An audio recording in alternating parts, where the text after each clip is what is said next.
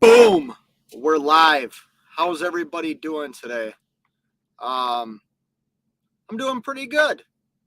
Pretty good. I'm actually sitting at the receiver right now, so I don't deliver until tomorrow, which is fine.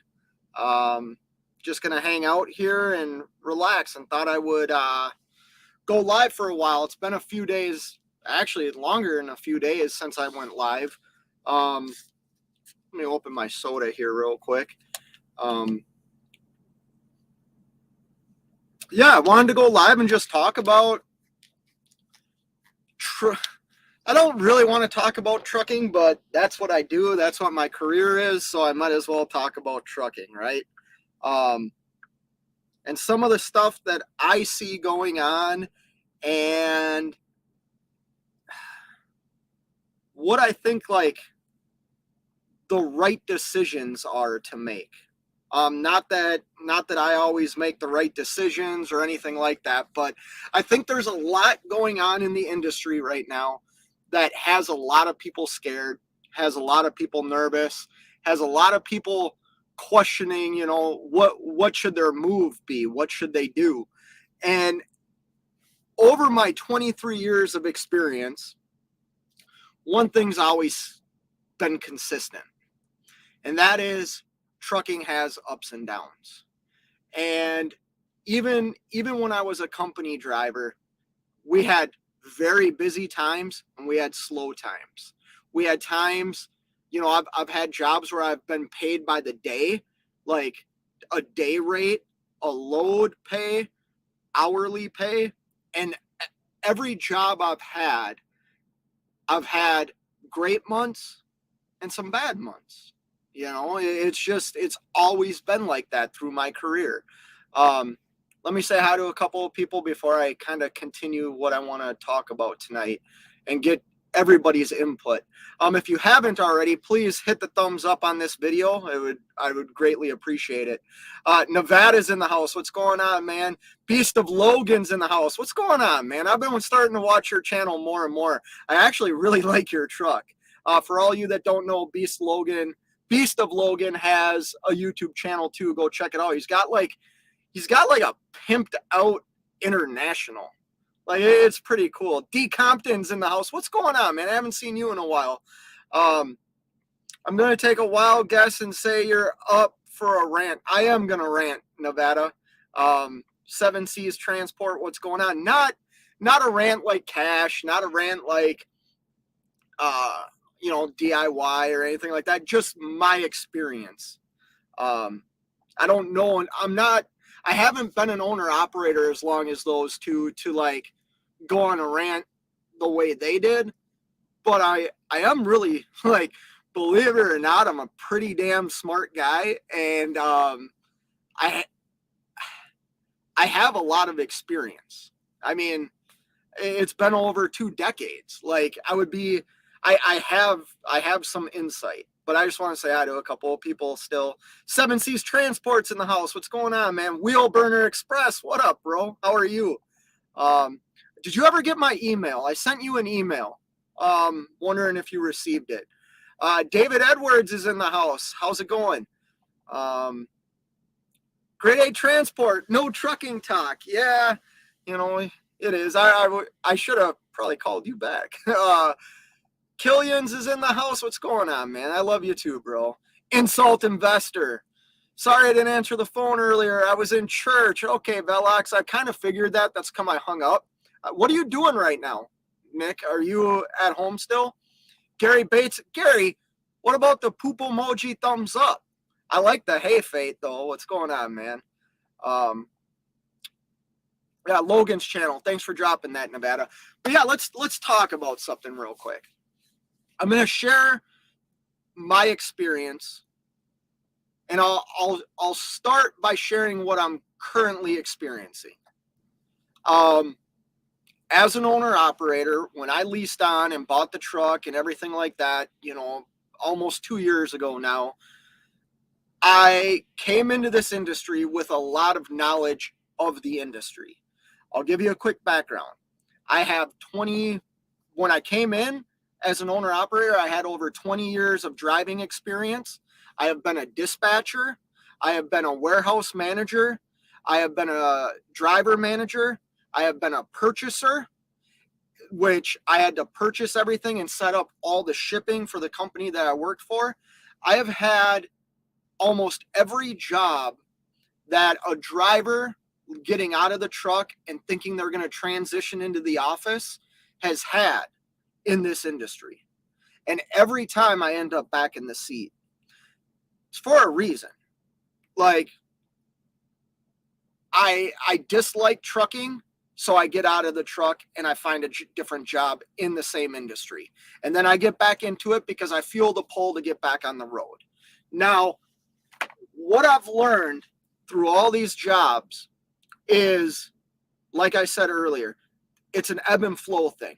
You have good times, you have bad times, you have expensive times, you have times where inventory is not being moved and you're sitting, you have an entire warehouse full of product that you can't move. Or the economy, something has happened and you're just going to sit on product for 6 months or try and sell it at a discounted rate. Or you're buying so much that you can't find enough inventory to stock the shelves, right? But let me talk about what I mean by that, because right now in trucking, especially YouTube trucking, we're hearing a lot of negativity, right? And some of it's just. Some of it is just. You know, we're dealing with super high fuel prices. We're dealing with super high maintenance costs. We're dealing with long waits at dealerships. I've experienced all these things, right? And then we're dealing with lower rates if you are running the spot market. I'm going to share something with you guys. I try and keep a lot of my, believe it or not, a lot of like my business to myself, right?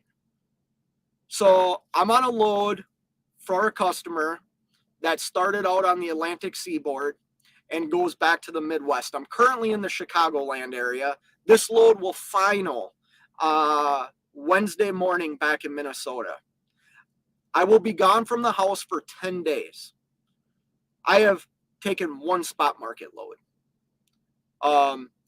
I just secured my own customer as somebody that is an owner operator leased onto a carrier. I did all the work. I put in the bid. I did all the negotiations. I did everything. And then the carrier signs off on it. It can be done. You can come out here and not work the spot market at all. And you can get very, very fair rates. I'm going to share something real quick. This customer that I just picked up is 325 miles away from where I usually start my loads, right? Out of Minnesota. It's 325 miles away from, we'll call, my home. They are paying me to deadhead. They are paying me to drive an empty truck or an empty trailer to their warehouse to get their freight. Why is that? Well, what I have learned is people don't know how to bid lanes. They are shooting for astronomical numbers. I want you to hear this. If you are able to find something for $2.50, $3 a mile, you are getting historic prices. Those are good rates. And let me say this too about what the customer told me. They're getting people to that are they're having people book loads and not show up. Like, that is a massive. Oh, we got a guest. Let me bring a guest in here real quick. What's going on, boss man? What is it? What is it now? Oh, it's my experience, I guess. Oh, well, hold on. I gotta open up your video on YouTube and make sure you give it the thumbs down right away. Oh, there you go. Does it really inform the content creator? I don't know. I don't look at that stuff. I'll just give it 2 thumbs up instead. Well, that's still a thumbs down, isn't it? Fine, then I'll give it 3 thumbs up. Yeah. So I see your name is Cash App DIYSEMI. Is that inappropriate? No, that's appropriate.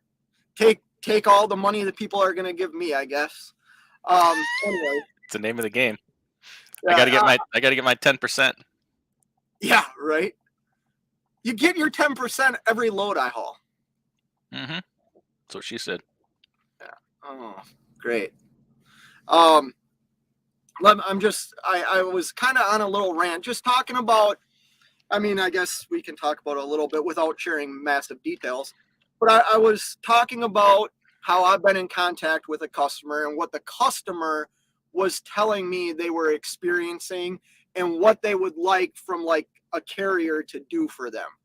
And I learned, I'll be honest, like how I communicated with this customer was everything I learned from you, by being quiet, not thinking it would.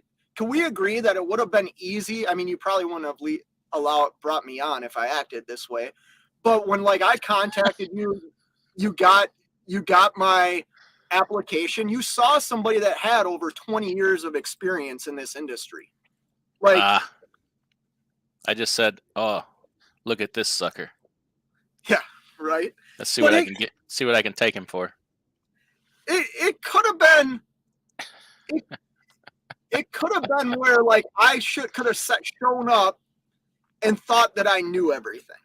Like it could have been that because you won me over when you stayed all day and all night and out in the 10 below weather. Helped me try to put vinyl on your truck and didn't bitch about it with a hair dryer and everything.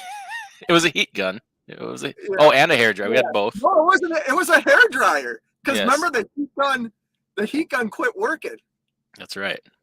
And you want to know something funny is I was just looking through notebooks in my truck and I came across the notebook that I brought to your house for the very first time when I met you and all the notes that I had written down. Like it was kind of cool to like look back at those. But the point of me going live tonight was I'm a guy that hates negativity. Right.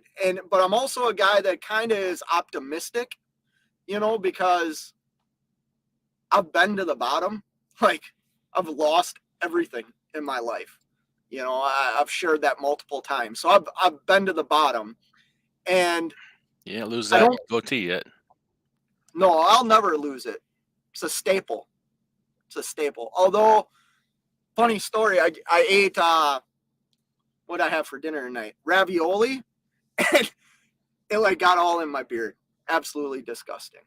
Absolutely. Or my goatee. But no, I was just saying the stuff that the customer was telling me was in my mind everything that's kind of wrong with what the last 2 years of trucking did. People aren't showing up when they commit to take loads. They're canceling them or just no call, no show. Or they're asking for what's already really like good freight, historical prices to go to certain areas still, even though we're dealing with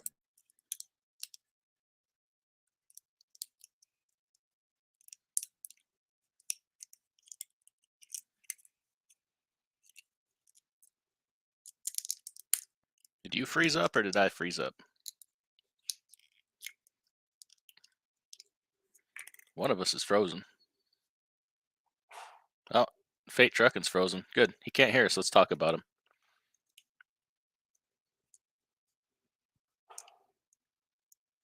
Oh, I wonder if he's coming back.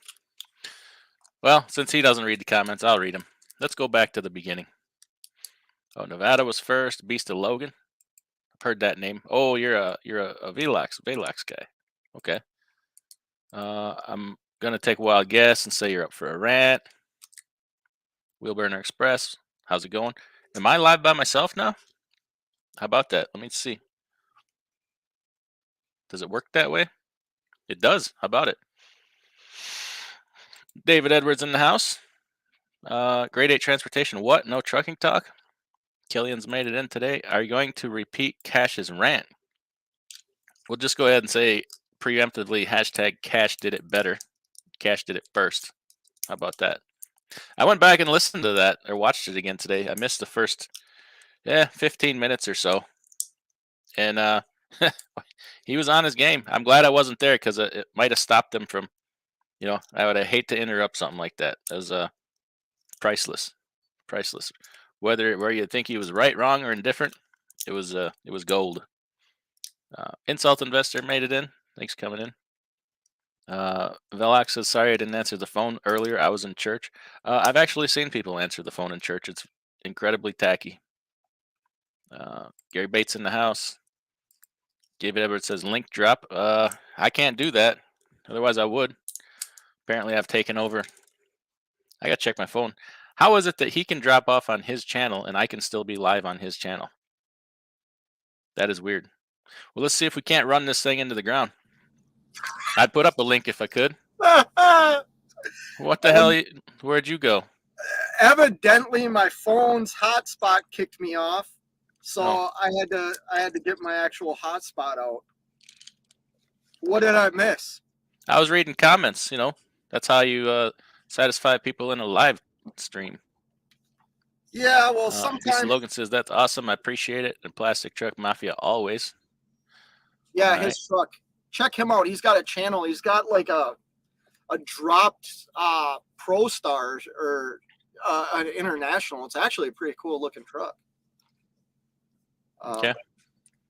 I can take back over. Where'd you leave off?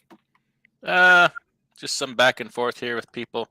Go to Tommy Unfiltered's first comment at 7:16 p.m. If everybody could share this, anybody with a channel would share this out. It would help Scott here. We're trying to get him monetized. Yeah, I need like 100 more hours of watch time. Which would be nice to get monetized, to be honest. I do a lot of, I spend a lot of time at this. Anyways, Tommy Unfiltered, what's going on, man? How are you doing? I feel like a rant video. I'm not ranting. I just think. No, he's saying his rant video launched a crusade against venting. Oh. No, it's not. It's not about, like, I'm not being an asshole here in Nevada. It's not all about you. It's just I watch quite a few channels on YouTube, and sounds like you're trying to start some drama. No, come on. I'm the last guy. Nevada, I noticed most. So this is Velox. I noticed most of the guys who aren't having a hard time are running out of Wisconsin, Minnesota, and Illinois. They're wondering what we're talking about. It's not just that. I wouldn't necessarily say that. I know people that live several places that are doing well. It's not. I mean, yeah, it helps being a good freight area, but I know guys, guy out of Florida that's doing really well. Pennsylvania, Southern California, all over the place. It's people are taking it. People hear what we have to say and think everybody thinks we're talking about them individually. It's talking about it as a collective whole thing. It's no one person in general. It's just just talking, and is what it is. Yeah.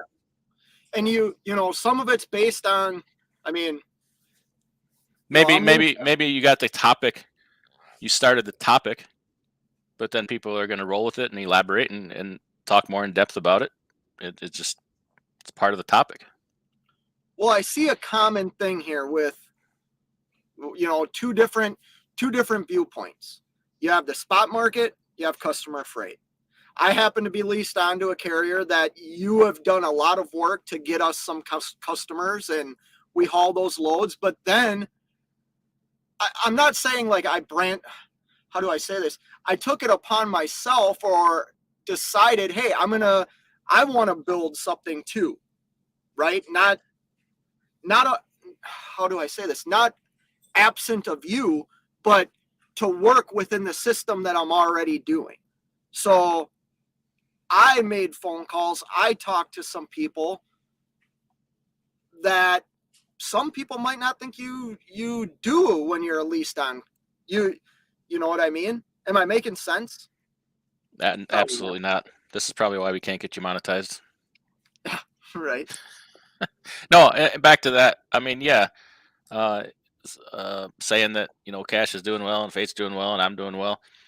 And other people aren't, maybe because of where they live or what's going on. But hey, I don't apologize for doing well. Like, figured some things out.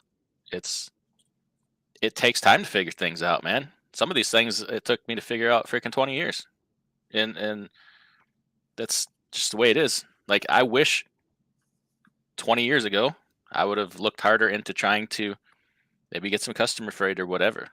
I didn't know. There was no freaking YouTube. There wasn't even somebody to tell me that, or tell me how it was even possible. So I don't feel a lot of, like, I don't want to say sympathy, but a lot of empathy, because there's so much information and resources out here now that a lot of people had to learn the hard way. And something I think got misunderstood or misstated when I was in live with Cash the other night about, I worked some years for 10 cents a mile. It wasn't because the market was bad. It's because I had a rash of breakdowns, and some people close to me died, and just a runs of bad luck. So that, I'm Right. not getting out of the market just because I'm having bad luck in an otherwise good market. I mean, long term, keep an eye on the long term too. Yeah, it's hard to do that sometimes, but that's what most people, in different businesses do. Right. No, it involves sacrifice. It involves so much to build something from the ground up. You know what I mean? Like, it's not easy to do. I mean, I've worked for multiple companies where the hardest worker there has been like the owner of the company, right? It wasn't, I'm starting a business so I can be home more. They were there before all the employees were there, and they were there after they all left. You know what I mean? Or I've worked for people, including you, that get in the truck and haul the freight themselves. You know what I mean? It has to be. It can't not be. It has to be. I saw a couple of comments in here. I'm so bad at reading comments. Like, staying up. You're just bad at reading. Do you want me to read them? You put them on the screen. I'll read them. How about that? Hooked on Pahonics did work for me. I can read them. Here, I will show this one. Still learning how to do this. Awesome, Nevada. I'll subscribe to you after I finish buy this new vehicle right now. Okay. This trucking life's in the house. Good evening, sir. Well, good evening to you. See, you guys go through all these. Peace to Logan. That David Edwards, right back to you. I don't even know what they're talking about. Boss man is here. Straighten up. Okay. Suck it in and straighten it up, right? Nevada says, Velox, yes and no. They make good points. I love the conversation. Customer freight, good point, but conflicts with you got the wrong truck point. Well, which is it? Well, that plays a role in we just had a conversation about trucks tonight. That plays a role in it too. The equipment you have. Wait, I got to understand this. Yes and no. They make good points. I love the conversation. Customer freight, good point, but conflicts with you got the wrong truck point. Well, which is it? It doesn't conflict at all. I don't understand how it conflicts. It's the equipment to use for the job. I mean, listen. Like, doing some basic math, right? Like we just did a couple hours ago. Yep. Like, you got to understand how big of a decision this truck thing is. Do the whole math, right? That truck with the payment on it, what it costs, the extra fuel that it uses, the more insurance it's going to cost because of the increased value. When you need parts replaced, they're more expensive. Over a period of time, a truck like that, 10 to 15 years, 20 years, you're talking $1 million decision. Yeah. More than that, because of the value of the time value of that $1 million. So to ask me to understand that I like the truck and I'm going to keep it, I can't possibly comprehend that. Maybe it's my little squirrel brain can't understand it. I'm in business to make money, not because this is my favorite thing in the world. I have a family to take care of. You tell me I like $1 million more than truck more than I like my family, taking care of my kids and my wife and my property. I can't, and this might offend other people that own a truck like that too, but I can't possibly understand that. So I'll say something. Like, the job I left when I became an owner operator, I technically could go do that job hauling like heavy haul trash or an end dump. And the truck I would probably use to do that would be a hood truck because it's practical for that type of work. The work I did, all the trucks we drove were designed that way. They weren't Freightliner Cascadias and stuff like that. You could do that job with that kind of truck. I'm sure you could, but we also weren't driving, you know what I mean? It was Wisconsin to Minnesota, 94. Honestly, like, if I did that job again, I probably would have a hood truck, like, because it was practical. I would need more power, and I know I could spec that's the engine. You can get a Cummins and a Peterbilt or a Freightliner or a Kenworth. You can get a Cummins in a T660, or you can get it in a 379. That truck is practical. Why then is a truck that is more efficient not practical? Can it not do that job? No, it could do. I don't know. I never saw one do it, I guess. Come on, dude. They did these jobs 20, 30, 40 years ago with cab overs that were 160 horse. I get it. I know what I understand. I'm just saying what I've experienced. Okay. And getting back to your point, like, I could make a decision in the next couple of days that could be $100,000 decision in 3 years, 4 years. Like, that's the kind of money that people leave on the table based on one decision. Very smart decision. Say hi to Gary Bates for me, DIY. I did. Hi, Gary Bates. Insult Investor says, what up to you? Beast of Logan says you're in the house. Nevada says, I prefer productive conversations, but Velox, have you ever found a load that has a solid rate? Work it with that broker. Call him and say, I'm in the area, got that run, then try to work the lane back. I'm sure Velox has done that. I know Velox used to do that when he was in California. He just moved. Am I to understand that that he's saying it doesn't happen? No, I think they're talking about, I don't know. Because we literally do that very thing all the time, don't we? Yes. All the time. I don't think that's what he's saying. I think he's asking Velox if he's done that. Okay. I don't think. Because we literally do that like every week, right? And constantly new lanes like that. Yeah. I don't listen. I'm starting to understand more and more, and maybe this is my shortcoming, that other people's experiences are not only not the same, but drastically different. And I am not special. You are not special. So the rest of it has got to be technique, or hey, it can't be that much dumb luck. So I'm trying to find the common ground here of where the vast differences lie. Because I'm no freaking genius. You're no genius. Cash is no genius. We're just freaking hardworking people that like, you're not going to stop us.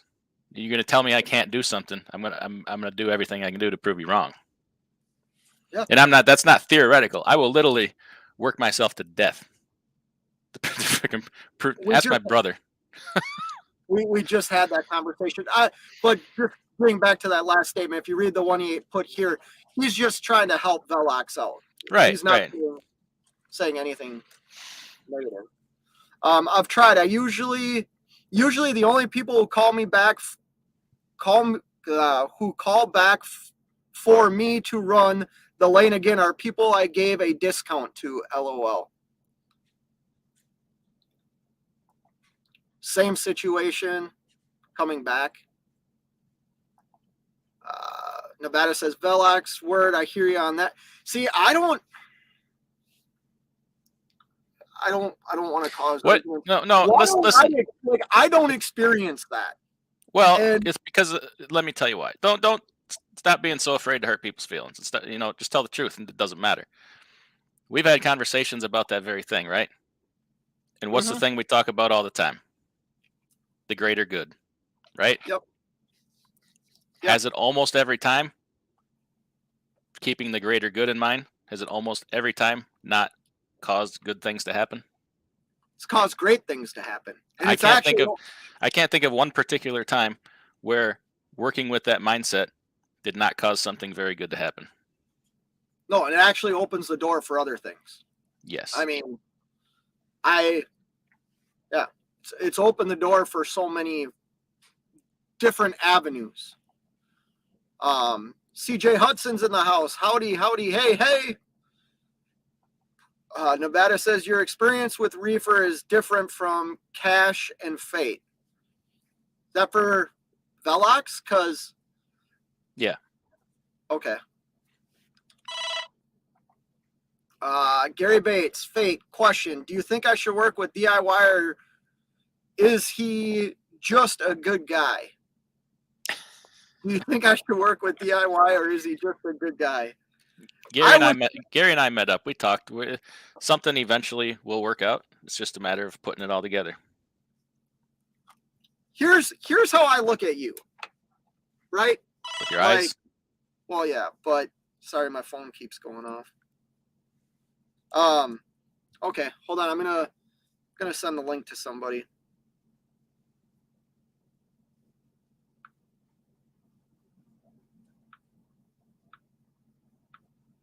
There we go. I think you're a wealth of knowledge, man. I mean, the joke with both feet made a comment about you're the Cash, you're the encyclopedia of trucking. Like, you really are, man. I know. No, I understand they joke like that. I don't believe that, and it actually makes me uncomfortable when people say that. But I understand they're just joking. Yeah. Well, I'm not. like, come on, like. I've learned so much that, No, it's only fair we're not here to pump me up. Oh, well, makes me feel good. So, and now he lives in the house eating your food for 10%. Yeah, doing his laundry. Yeah, I don't eat. Well, I guess I have eaten your food.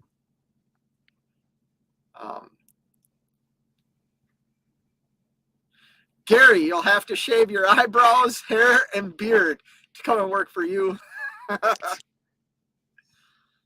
So glad I'm not the only one who takes notes. Best way to learn, listen, repeat it, write it down, apply it. Yeah.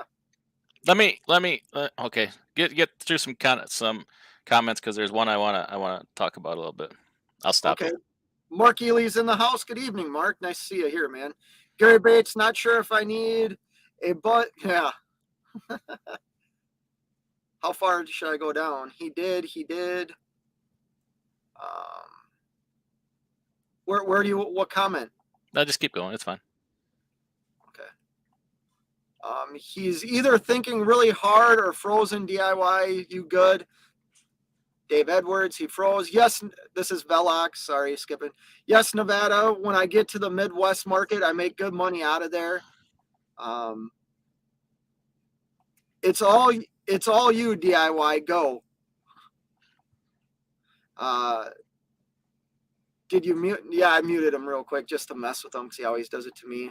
CJ Hudson says DIY takeover. Robert says, what is Asia Mai doing a video at Super Eagle for? Is he nuts? I didn't know he was Yeah, doing one. I just watched that. I was a little disappointed in that, to be honest with you. But hey, it is what. It's not like he was trying to tell you to go work there. He was just talking to people. But I was surprised by that. I was very surprised by that. I didn't see that video. This Trucking Life says, got a tire kicker coming over tomorrow to look at the truck. DIY, I sent you an email. You stole a show, This Trucking Life. Okay, I've been out. I'll get to all that tomorrow. Sean Fairman says, you stole the show. Classic, yeah. Nevada take loads from Midwest to good areas and only take them back. Good areas. Pre-plan your week. That's my trick. I pre-book a week out and always have a load out. Yeah, I left my house last Monday with everything pre-booked. Like, makes it easier. Insult. What's going on, man? How's your boat coming in, Salt? Nevada says that always works. I just need to stop chasing a few hundo more to a bad area. Well, sometimes bad areas, I should be quiet. Sometimes bad areas can be actually good areas in disguise. No, that's let me say about that. If people want to say we're successful just because we're in a good area in the Midwest, right? Yeah. Killing it off the East Coast. East Coast back to Wisconsin is a terrible lane because every freaking large carrier has trucks. They're trying to get back to Wisconsin, to their home terminals. There's so many large trucking companies in Wisconsin. That drives the rates down. And we work to develop a lane from the east back to here. That is maybe at least three times the going rate on the load board, maybe 4. Yep. So I won't even acknowledge the statement that the only reason we kill it, and I'm not saying anybody in here is saying that. So don't. I know Nevada, you're not saying it. VLX is not saying it. You're saying other people watch. That notion is wrong. I won't even entertain it. Well, no, because it's one load. Like that's all it is. It's one load out of the Midwest, and then everything else we do. Yeah. Learning to say no thanks, not for me. Hard to do when you see money, but there's always a catch.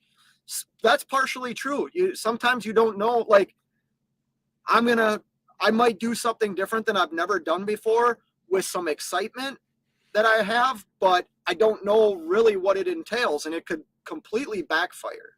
You know what I mean? It could be a load from hell. I will increase my views of your. Yeah, go ahead. We should have a hockey talk night. Jerome Jones is in the house. What's up, Big Money and DIY? What's up, Jerome Jones? Come on, Faith. DIY messing with you. He knows you don't do drama. Yeah, I don't do drama, man. I have a hard enough time, like, being honest. What I mean is like being truthful. As long as you're truthful, it's all right. Another guy. I'm gonna bring somebody in here. Boom! Boom! What's you up, guys Bob? got me? You hear How me? are you? I'm really good. I'm hanging out at the house, enjoying my weekend. Yeah, I saw your boy had a great touchdown pass today. Which boy is that? Well, you're wearing a Cincinnati Bengals jersey. Oh, you're talking about Joe. Yeah. He had a good game. Yeah. 2 interceptions. One tipped at the line, and one TJ Watt jumped to tip the pass, but caught it midair. It's ridiculous. That dude's a beast. Joe Burrow's thrown like 8 interceptions all year. He's thrown 6 of them in the 2 games against the Steelers. So anyway, I didn't come on I didn't come on to talk about trucking though. I felt like you were hesitating to say what you wanted to say because you didn't want to hurt probably my feelings in particular. And so I just wanted to be like, hey, let's talk, because our experiences are vastly different right now. But I think if we look at all the reasons why, it's obvious, like why I'm not having the same success that you're having. You know what I mean? Well, like, so just say it. Like the priority. I mean, so my priorities are to be home, like a lot, yes. like way more. My cost of running my business, I made those decisions a year and a half ago to buy a nice big black Peterbilt and look cool going down the road, and put the big Cummins in it with 2050 torque, which is hard to undo because it actually I've heard, and maybe a mechanic in here can prove me wrong, but I've heard it actually changes your injectors on the fuel rail on that Cummins. So it's almost like I have the worst possible setup to run, fuel efficiently. And so when fuel prices went up and rates went down, it was inevitable, and I could still run profitable. I would just have to run more like what you're doing, where I would leave out from the house, I would be gone for a little while, and then I would have to come back home.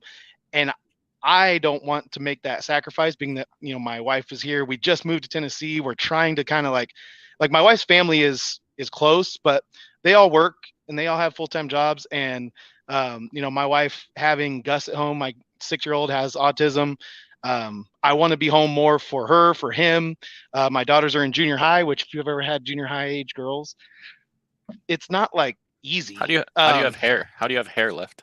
It's all gray. I mean, yeah, it's pretty. I want to be clear, Nick. Yeah, I wasn't talking about, like, I wasn't talking about anybody in particular. I do sometimes filter what I say because I don't want to offend people. And that's what I know that about me.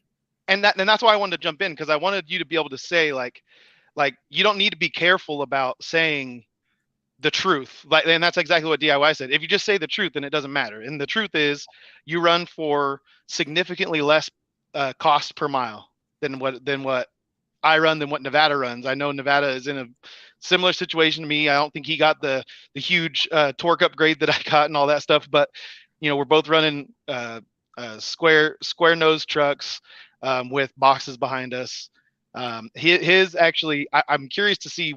I forget what Nevada told me his fuel mileage was with the bigger sleeper. I wonder if that has almost any impact at all, because my flat top sleeper with the Reefer just being my only windbreak there, I've been getting 5.6, and then now that we're into like winter blend fuel and maybe just the combination of like the runs I've been making, I'm down to like 5.5 more recently. So yeah.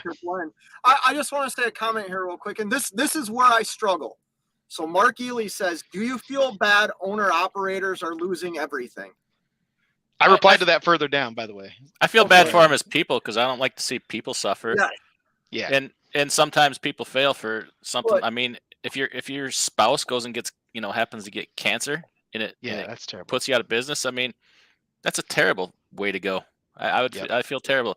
But if like you just you make all this money, you made it the last couple of years, and you got a gambling problem at the casino where you spent it all on meth or something, I don't really feel sorry for that. Or you had to go get a new Corvette and a $500,000 house and maybe a freaking, I don't know, jacked up whatever kind of truck, then no, I don't really feel bad. So like, I have empathy. I have a lot of empathy. Like, I hate that people are struggling. I've shared that with people that I talk to on the phone. I have empathy. However, to say owner operators are losing everything is such a false statement to make, because there's some people that are like really thriving right now. And it's only compared to what? Because when I was a company driver, I couldn't have everything I have that I now have to lose. So like, I wouldn't even be in this position without becoming an owner operator. Right.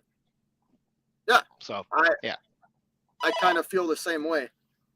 So look at my comment down there, because I replied to Mark Ely down a few down.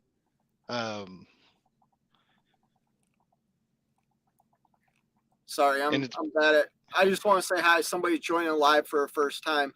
Hey, Ed. Nice to meet you, man. We do a lot of nonsense here, evidently.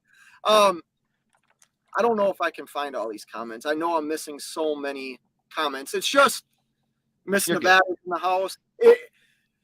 You are right, Nick, but like nothing's directed. When I speak, I'm not speaking like to anybody individually. I just, like if I see, for instance, you, I mean, do I want to see anybody struggle? Absolutely not. But I think you hit the nail on the head by like, sometimes we have to make decisions. A, is it for our business, or B, is it for our family? And those are very tough decisions to make. I don't have as young of children as you do at home, but my wife's at home with all the kids and does everything. Like she's already cleaning the house for everybody coming over for Thanksgiving and doesn't like want my help when I get home. I mean, she's going to, but you know what I'm saying? Like she takes on the burden of everything. She doesn't expect it. Right. Yeah. I'm very fortunate, but yeah, I also have set up, DIY is going to laugh. Like, it's not just that I'm able to stay away if I need to stay away to make more money. It's, I make money on the, like how I operate. Like, and right now the biggest cost is, well, for me, it's fuel. Even though I've spent $50,000 in maintenance this year, my biggest cost is fuel. So why not try and lower that cost? I don't know how people can die on a hill of if you're in business, you try and cut costs. Every business does that. And you got people that'll die on a hill for not doing that because of the truck they drive.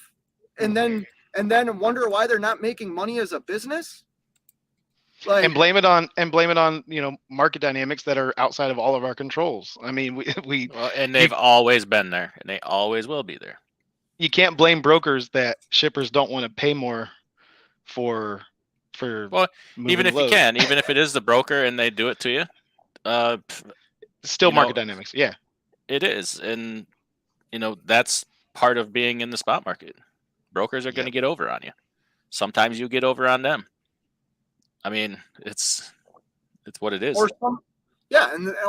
Or other times you develop a relationship where, how do I say this? With words, use words.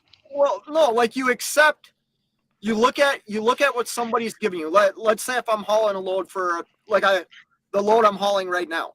You look at what that customer can give us consistently, and then you build, like my business is built around that.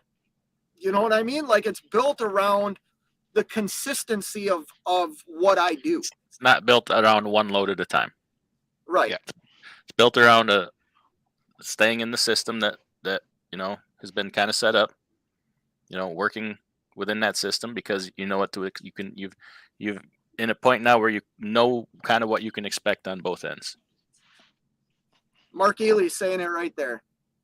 I mean, I feel, being a small channel or somebody that doesn't like confrontation is very weird to come on here and say like, I don't like to see people struggle, but here, like I'm doing good.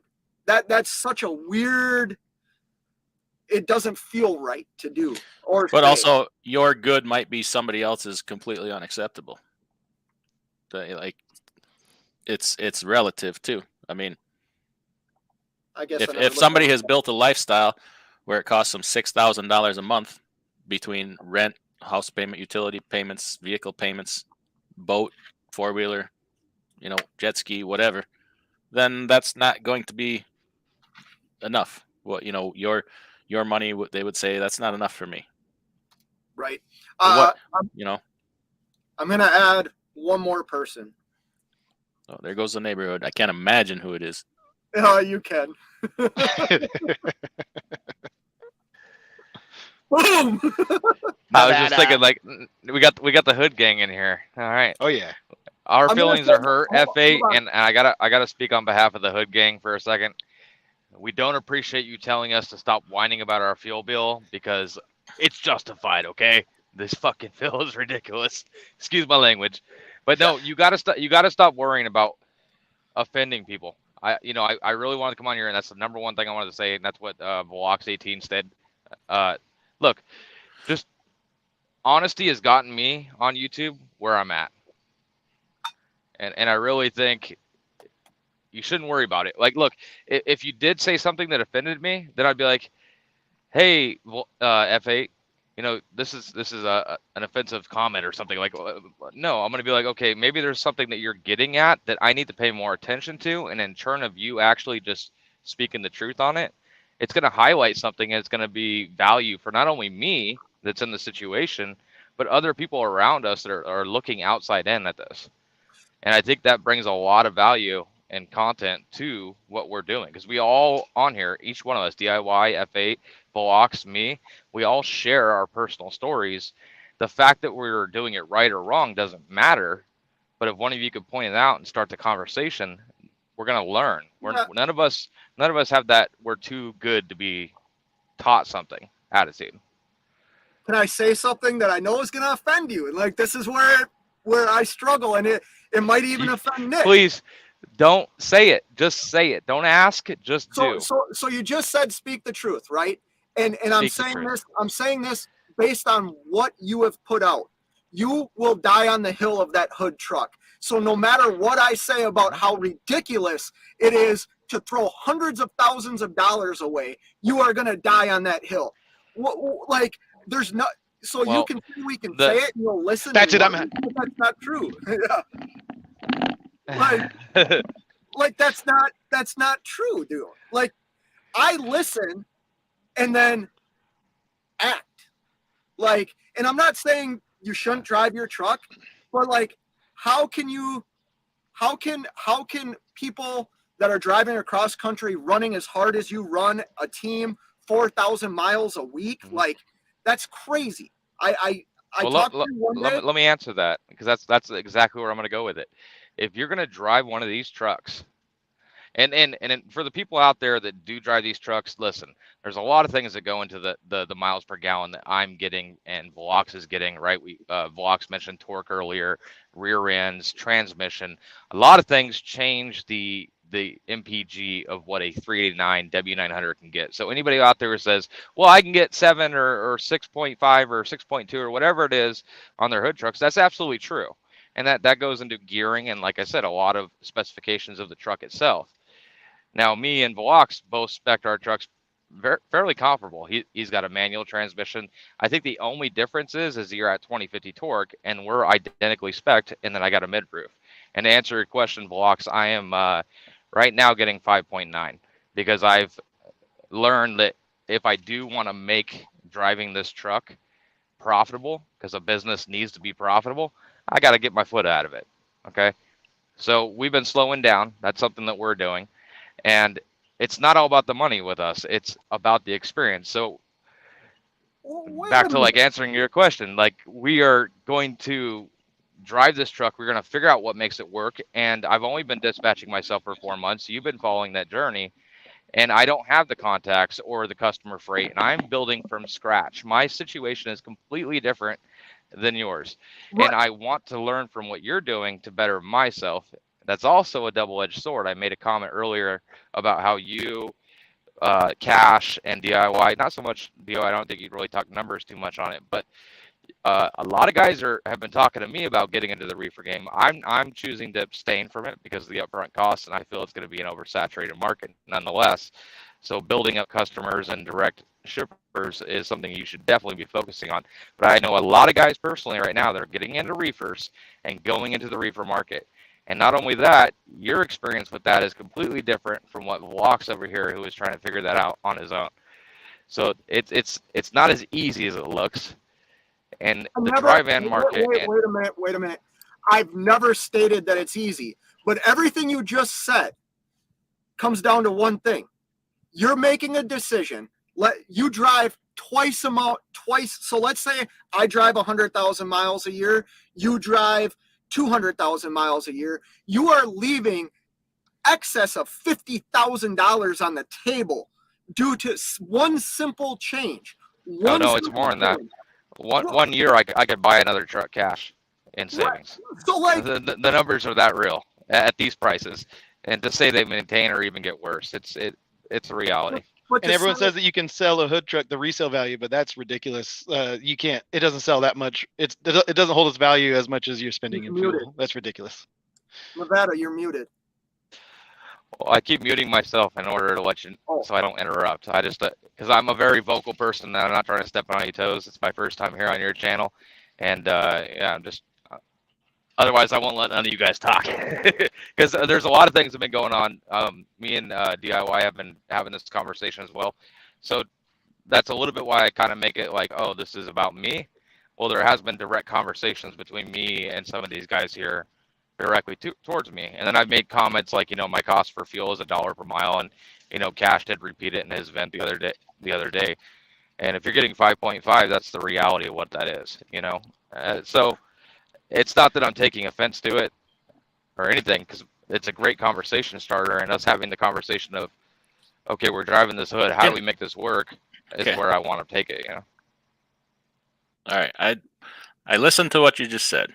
I was very intently listening, and can I point? Okay, there's a couple of inconsistencies. You said you wanted to learn and have some help with this, so I'm gonna tell you the first thing is to realize the inconsistent statements that you make. And I'm not picking on you. You said you want to learn, so I'm going to tell you that Fate's trucking experience is way different than yours and Velox's. You have the same opportunity to do what he does. You absolutely do. I put this opportunity out for anybody. You know, when I was looking, there's other opportunities like this, dude. Like, they're everywhere. Serious.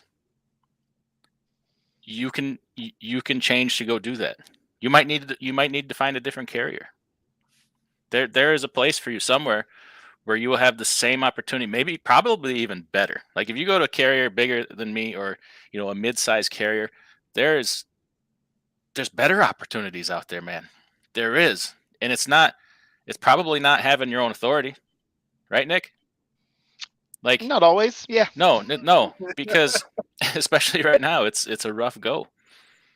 But like, okay, to say, you know, I want to do this and I want to learn. You're watching his experience, right? And you're learning what his experience is, dude. I'm telling you, you can go do that. You can. None of us are special. And that's something that, okay, so I guess it's maybe, I don't know if I want to call it ego, but I've had these opportunities presented to me, and I don't mean super ego, like it's my ego of like, you know, I've got lanes that I've seen that are consistent, and they tell me it's consistent. It's not like a schedule or anything, but they tell me they have them on a consistent basis. And I think what I'm going to start doing is trying to start running that lane and then using the spot market to find me back, and then just letting them know I'm there.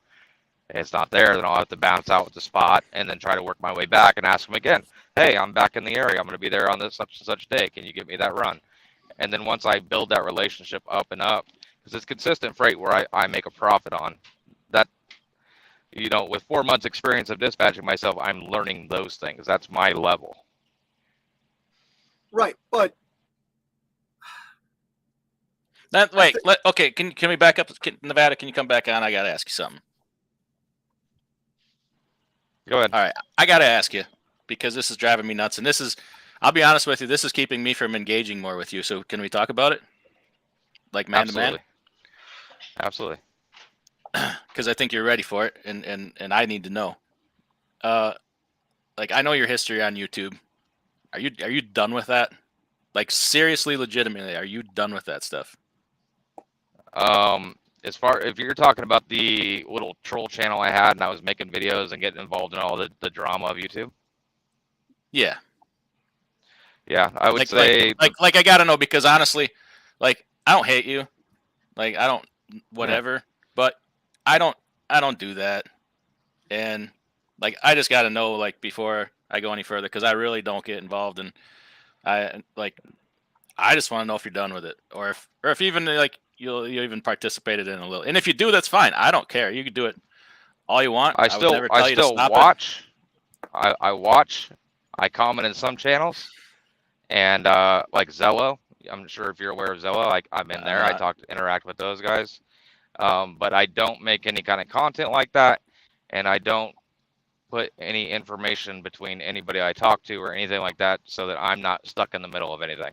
Because I came into it, I played around with it a little bit, it bit me in the ass, and then I was like, you know what? Why am I even doing this? And so like when I'm here on FH channel, it's completely like, no, I don't bring that. So, but you did. I mean, you respect why I'm asking you. Like, let me tell you why. Okay, so let's go back to the comment I wanted to respond to, because it was one of yours, and we'll talk about it now since we're kind of talking about it. It was I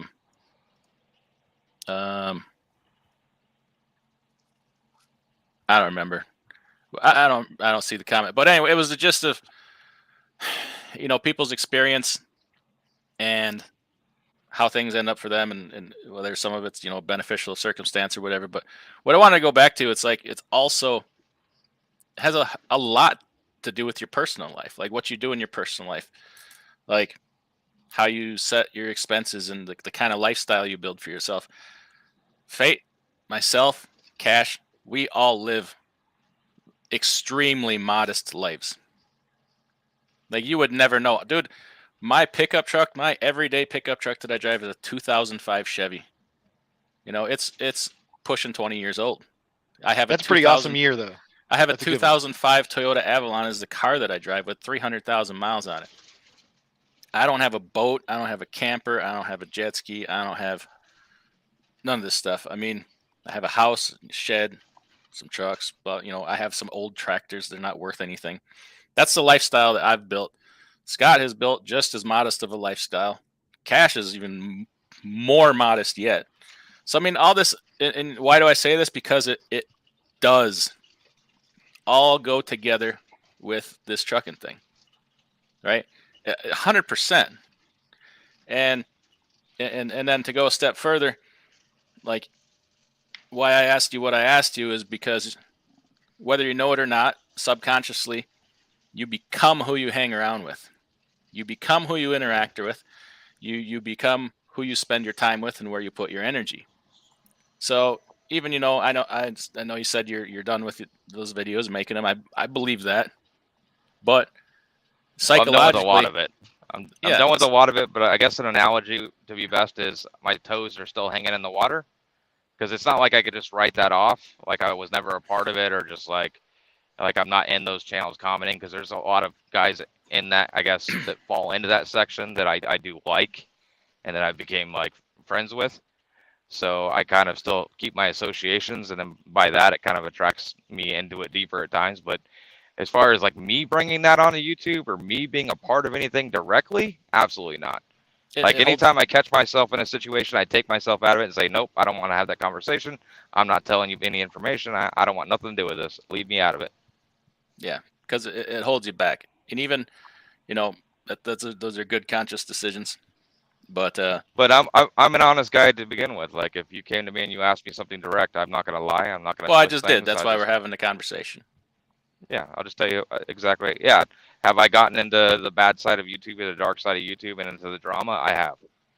And every single one of the little videos I've done, I've deleted or gone, and I deleted side channels, and I don't do the trolling accounts, even the funny ones, like the Cash's comments fun. Yeah, that was me, but that was funny and innocent. That's harmless. There's so many malicious. Yeah, it's the malicious ones came out here, and you just being the funny one kind of ends up kind of meshing, like, are you that dark one too? And I've never done anything like that, and I don't want to be associated with it, so I've just removed myself from doing that. You do kind of have the super villain look right now with the dark truck and the red light. I'm just saying. And part of the reason I say that too is the wife is driving, so I'm trying to be considerate. Associating, you know. Hi, Danielle. Associating with those people, everyone's saying and nothing. I don't even know these people. I don't care. But it's a lot of bad decisions made, right? And pretty soon these bad decisions start to seem pretty normal to you.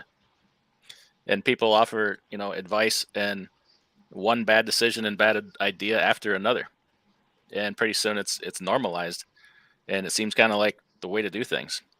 And it will affect you. It really will.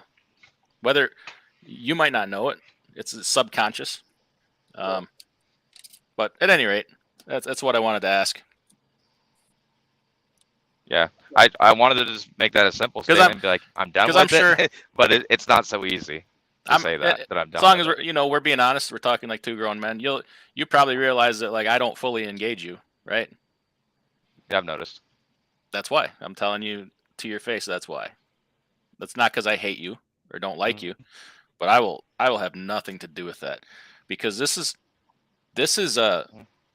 I've thought a lot lately about just not being on YouTube anymore, because it's, in some ways it's not worth it. This is, my business is not for you, built on YouTube.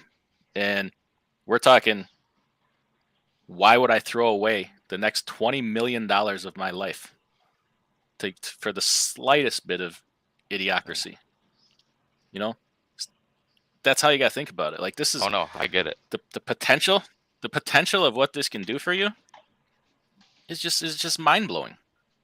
And you might, hey, going back to the 1990s, I had my first truck repossessed. And everybody said, oh, what an idiot. And then when I started to do it again, one of my own family members said, oh, you're just going to, behind my back, you didn't learn your lesson the first time, you're just going to, lose another one. And to this day, that motivates me. And I mean, there's real legitimate money here, even though times seem to be bad.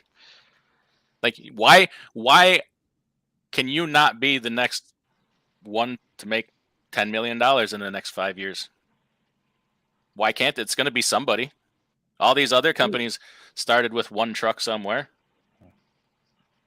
No, I'm saying, like, spend your days with those thoughts instead of, what did this ding dong say about this other ding dong over here? What did some dumb alcoholic say about me? Oh yeah. That stuff. If it gets brought to me, then I guess I dish it out. But now I don't even dish it back, or for the most part. There's times where a little spit back and forth, but eventually I just ignore it. But I've never been anything like I've never been that guy that pulls backgrounds or calls people's. I guess I can't say that, but I guess like going into people's fuck. You know who you're talking to. I can't. We know better than that. I got put on a group call, and it was just me and two guys calling. There was another guy on here talking about driving into people and stuff. I was like, yeah, you need to drug test that guy, and you need to like make sure he's safe to be on the road, because he's talking about killing people on YouTube. So I mean, I've always had my reasons for the things that I've done, and that obviously was brought to my attention that, well, I don't know, it's YouTube and people are just saying stuff. I don't know. But yeah, I found myself just getting into situation after situation that I was like, no, I ain't doing this. So, okay. I'm gonna give you the benefit of the doubt and say, okay, I'm gonna have Fate Truck and keep an eye on you. Report back. As long as I'm gonna be careful of what I say. That's fine. No, it's no. Hey, no, it's not that. I would rather have you say it. I know I was because busting I was just 100% honest with you. No, and anytime I'm on your guys' channel, I've always tried to keep that stuff separated. Anything that follows me around the tubes, because it does. I don't try to bring that to other places, and there's nothing I could do about it either, The best, yeah. And if they're gonna talk crap about you, don't even respond. You know what the best revenge is? I don't know, throw $100 bills at them, something. I don't know. Just ignore it. I just don't watch, and then I don't know what they're talking about. It's so bad. I found that to be the best thing, is if you just don't watch the haters, then you don't even know what they're hating on, and then you don't even care. That's honestly the best response to any of that. Has one of them ever gone anywhere with anything? Yeah, I don't know. That's a very broad stroke. So, yeah. It's not that broad, because I keep a very small circle, right? Like, I interact with the people that benefit me. Mm-hmm. That whether it's teach me like business, or teach me lifestyle, or teach me something that I have questions on, right? And I surround myself with these people that, I mean, there's another YouTuber that I talk to that is leading me down a path. We talked a little bit about some stuff, and it's leading me down a path that really hasn't been part of my life for a long time. And now it's becoming more a part of my life. And these circles that we surround ourselves with either build us up, tear us down, or keep us just stagnant, where like we don't know if somebody's trying to attack us or if somebody's trying to help us out. And that is a dangerous place to be, because you're going to make decisions from people that don't have your best interests in mind. And that gets back to like saying what I said. Like, in one statement, you talk about wanting to learn things and grow, which I respect. I learn and grow from watching other YouTube channels too. But then on the other hand, like you're willing to sacrifice hundreds of thousands of dollars for what? Like you made a comment, you're doing business not just to make money for the experience. How many people invest $200,000 in an experience?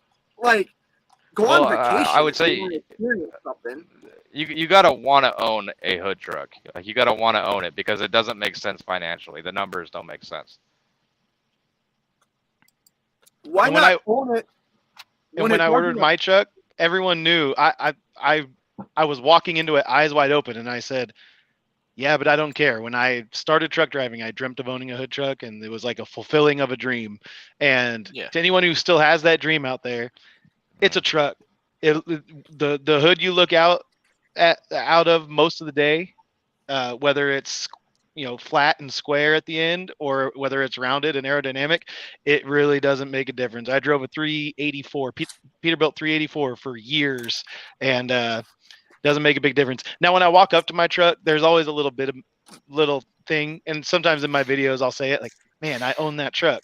But you know, that's like owning a show car. Like, is that a business? The little bit I know about you, Nick, I think you'd be so much more proud to say, that's my boy. I put him through college with no debt. Exactly. Right? Yeah. Exactly. I know that about you. Yeah. Yeah. Yep. And I'll say this, you make fun of plastic trucks all you want. I smoked a deer going 60 miles an hour yesterday, and it didn't mess my it put a little dent in my truck. That's it. Blood all over, but just a little dent in a plastic truck. So the bulldog ate the son of a bitch, I'll tell you that. It just hurt. Well, that's funny. We don't want to beat a dead horse, so that's enough about the truck. I mean, it is what it is. But yeah, I don't even remember what else. Well, we're just talking about the difference in what I've noticed in the spot market is just the volume. Like, the volume in areas that used to be very good just isn't there anymore. Like, and the loads that are there, yeah, the rates have dropped, but it's still like feasible. It's still, and I get everything that's against us. Like, I live it. Like, I get everything that's stacked against us, but to say everything's negative without making changes to one's business, in my mind, you're spitting hot air. Like, if you're not willing to make tough business decisions and things that benefit you, like, kind of like voting. If you don't vote, do you really have a right to complain about who gets elected? Like, if you're not willing to make tough business decisions until I get to count the votes, I get to complain. Yeah, it's a lot, actually, more like maybe I'm overreaching here, but it's more like choosing a spouse. Like, I know a lot of people who, maybe not a lot, but I know people who choose to be with someone that put them through like unknowable pain and suffering, right? And they love it. All of the signs were there. Everything said, like, hey, this is not someone you should spend the rest of your life with. This is only going to end badly with, it's going to be expensive and it's going to cause you tons of pain. And yet they continued down that path and made those decisions. And so that's kind of what it's like. It's like, okay, knowing full well in my head that this hood truck, when fuel went up, because it wasn't a matter of if fuel would go up, right? When fuel went up and when rates came down, because it wasn't a matter of when rates would, if rates would come down, it was a matter of when. So when these things happen, will I be able to persevere? And I thought I could build up business during that good time. I thought the good times would last a little longer than they did, to be honest. But I thought I'd be able to build up enough business and kind of be in a better position with direct shippers and all that kind of stuff. But but ultimately, you know, that's where I thought good times were going to last a lot longer too. I was really devastated when JJ Walker went away and all them other folks that were on that show. I thought that thing was going to last forever. What's that? I get it. Oh gosh, I you guys don't are get too it. young. You guys are too young. It was Good JJ times. Walker. There used to be a TV show called Good Times. It was a little before your time. Or was Yeah. that the one with Valerie Bertinelli? Which I get them mixed up. I want to say hi to Snorlord, Steve, Cadillac Jack, Jackknife TV, Wheel Burner, Cool Trucking's in the house. I haven't read any comments. I apologize, but these are a lot of people that I watch on YouTube. Trucking. Get to 'em. Ballin. I'm sure they're all adding some valuable comments into the conversation. I know a lot of these guys are smart guys. I have Good no conversations idea with a where lot to of them. go. Yeah, I've had great conversations with Jackknife, Wheel Burner. Perfect You two have example. that's why I really like your channel. That's why I always share you out, because you're honest and you have great conversations. Go ahead. Perfect example of a guy making some tough business decisions. Jackknife TV. Perfect example. If you're not subscribed to him, go subscribe to that channel, because he made some tough decisions. And I personally think the decision he made is actually like a very good decision. So yeah, go check out Jackknife TV. Somebody that's got a wrench. Oh, I can give out wrenches tonight.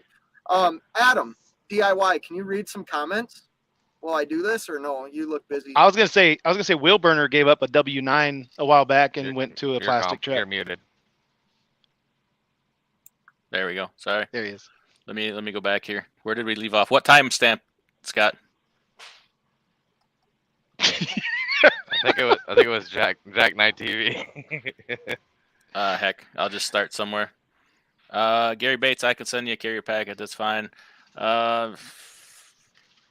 Gary Bates, I believe it's good to grow yourself under someone else's authority. I'm gonna skip your guys' comments because you're here. Yeah. Do I feel bad? Owner ops are losing everything. I answered that. Ed Core is in your life for the first time. Yep, he just got wrenched. All right. So did I don't DIY, recognize. how's this classic coming along you bought a short time ago? I haven't touched it. I brought it home and I parked it. I haven't had a minute to do anything with it. I went and tried to start it. The batteries are dead, so I'm going to have to charge it and bring it in. But I got some work to do on the other trucks before I get to that. I'm hoping that's a winter project here, but I've had some other things come up, and I feel like an idiot for making a video about it and then not doing anything, but we'll get there. We'll get there eventually. That's going to be that project's going to take a while. It's there's a lot of tedious little things to do. Ed Core saying what's up to Nevada. CJ Hudson. This is a lot less ominous. This is a lot less ominous look. So. Yeah. All right. The beard and the bald head Great. still say villain to me, but you know, at least you're. No, I'm joking. Grade A transportation. Mark Ely, what do you mean by feeling bad for owner ops? Wasn't it you that was looking forward to $10 a gallon fuel, or have I confused you with someone else? No, that was Mark. We tried hard to talk him off of that one, but hey. I'll tell him what, he can cover half of mine. He'll be almost there. Yep. James says one door closes, another one opens. Mark Ely says, I can't believe I'm still in business. I've watched so many give up. I know people who get mad, but my business model is at $1 per mile profit. October numbers 18K on 10,000 miles. There you go. There you go. Ed Cora says, I started with a 2000 P and had a breakdown, and I'm back as a company driver. I'm considering getting a better truck for OTR. There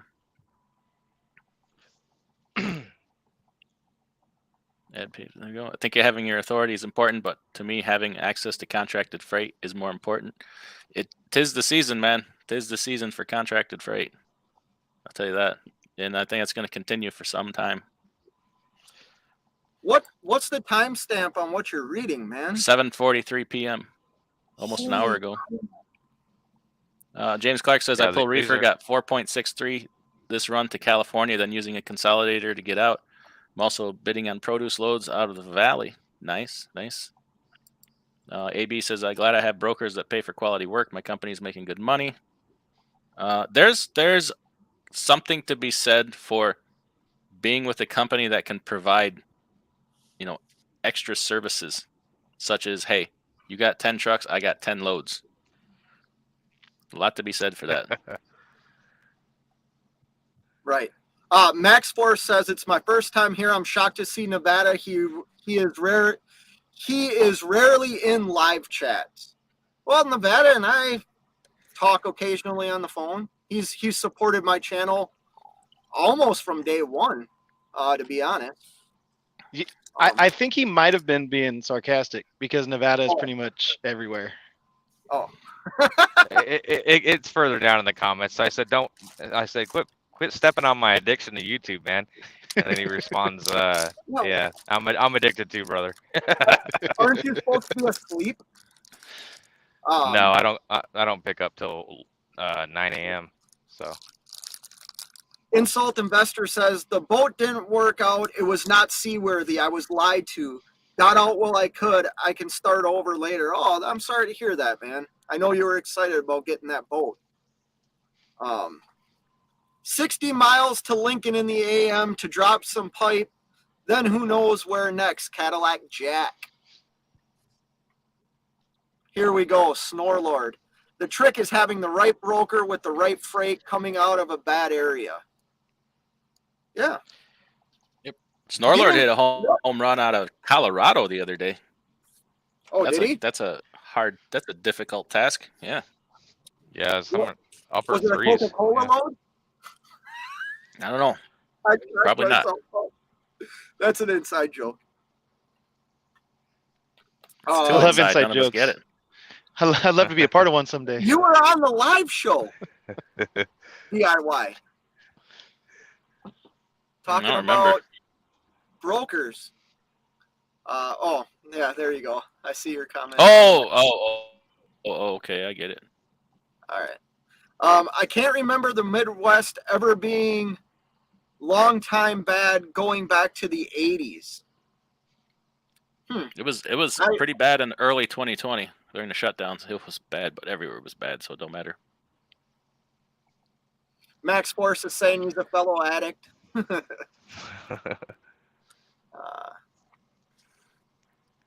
How come I go out to an area, stack 8K on my truck, and granted I might have to work nights, but money is money. Yeah. Dude, I mean, you can attest to this, Nick. Like, Reefer, you're working early mornings, late nights. Like, there is no, I mean, DIY. You were up at 2:30 the other day and went to bed at what? Like, I've had a bad couple days. I've been had 2 consecutive days in a row. I got had again today. I'll talk about it maybe in a video. I'll save it for a video or a live stream. why not? Well, you're on a live stream right now. No, I'm kidding. I Yes. gotta ask you guys something because it keeps coming up in my head over and over again. I know Cash said he's gonna stop doing the weekly recaps because I think he said it's like a rub in some people's faces, or I can't remember exactly what happened on his rant the other night. But he makes a valid point. Like, a lot of people have came to me and said, "Hey, we're getting into the Reefer game." I have myself have contemplated like getting into running Reefer, just because we're seeing the rates from like what you guys are putting out there. Are you guys at all worried that like you're gonna drive a lot of people to your industry, Reefer specifically, and kind of oversaturate that market by like putting out numbers? Is that like something that's like coming up in your mind? It's always been in my mind. That's why Can I I've never make done. It's not the reason I've never done it, but it's one smaller reason why I've never done it. I'd like to 'Cause answer. I still put out weekly numbers. Now they're not great, so I might be scaring people away from Reefer. But nevertheless, like, the people who are smart in trucking have been rotating freight types for years. You know, like one truck owner operators, they'll have a flatbed, a reefer, a step deck, and something else just sitting at their house. And you know, like the guys that like kind of do the one truck thing and don't grow like capacity, like unit wise, they grow like in width, so they can alternate with seasons and change. And so this happens kind of just by default anyway. I mean, when van rates were even with or even higher than reefer rates, everyone went to van. I mean, it just kind of happened, and they just look at the rates on the load board, and if they see that they can make a higher rate, people are going to do it. I don't know that our little channels have as big of an impact on like trucking in general. Now They do. ha, They have have I a bigger impact than we think. have I stopped sharing names of loads, brokers, shippers, even sometimes like if you know if it's like a load of my own, I won't record there. Like I won't.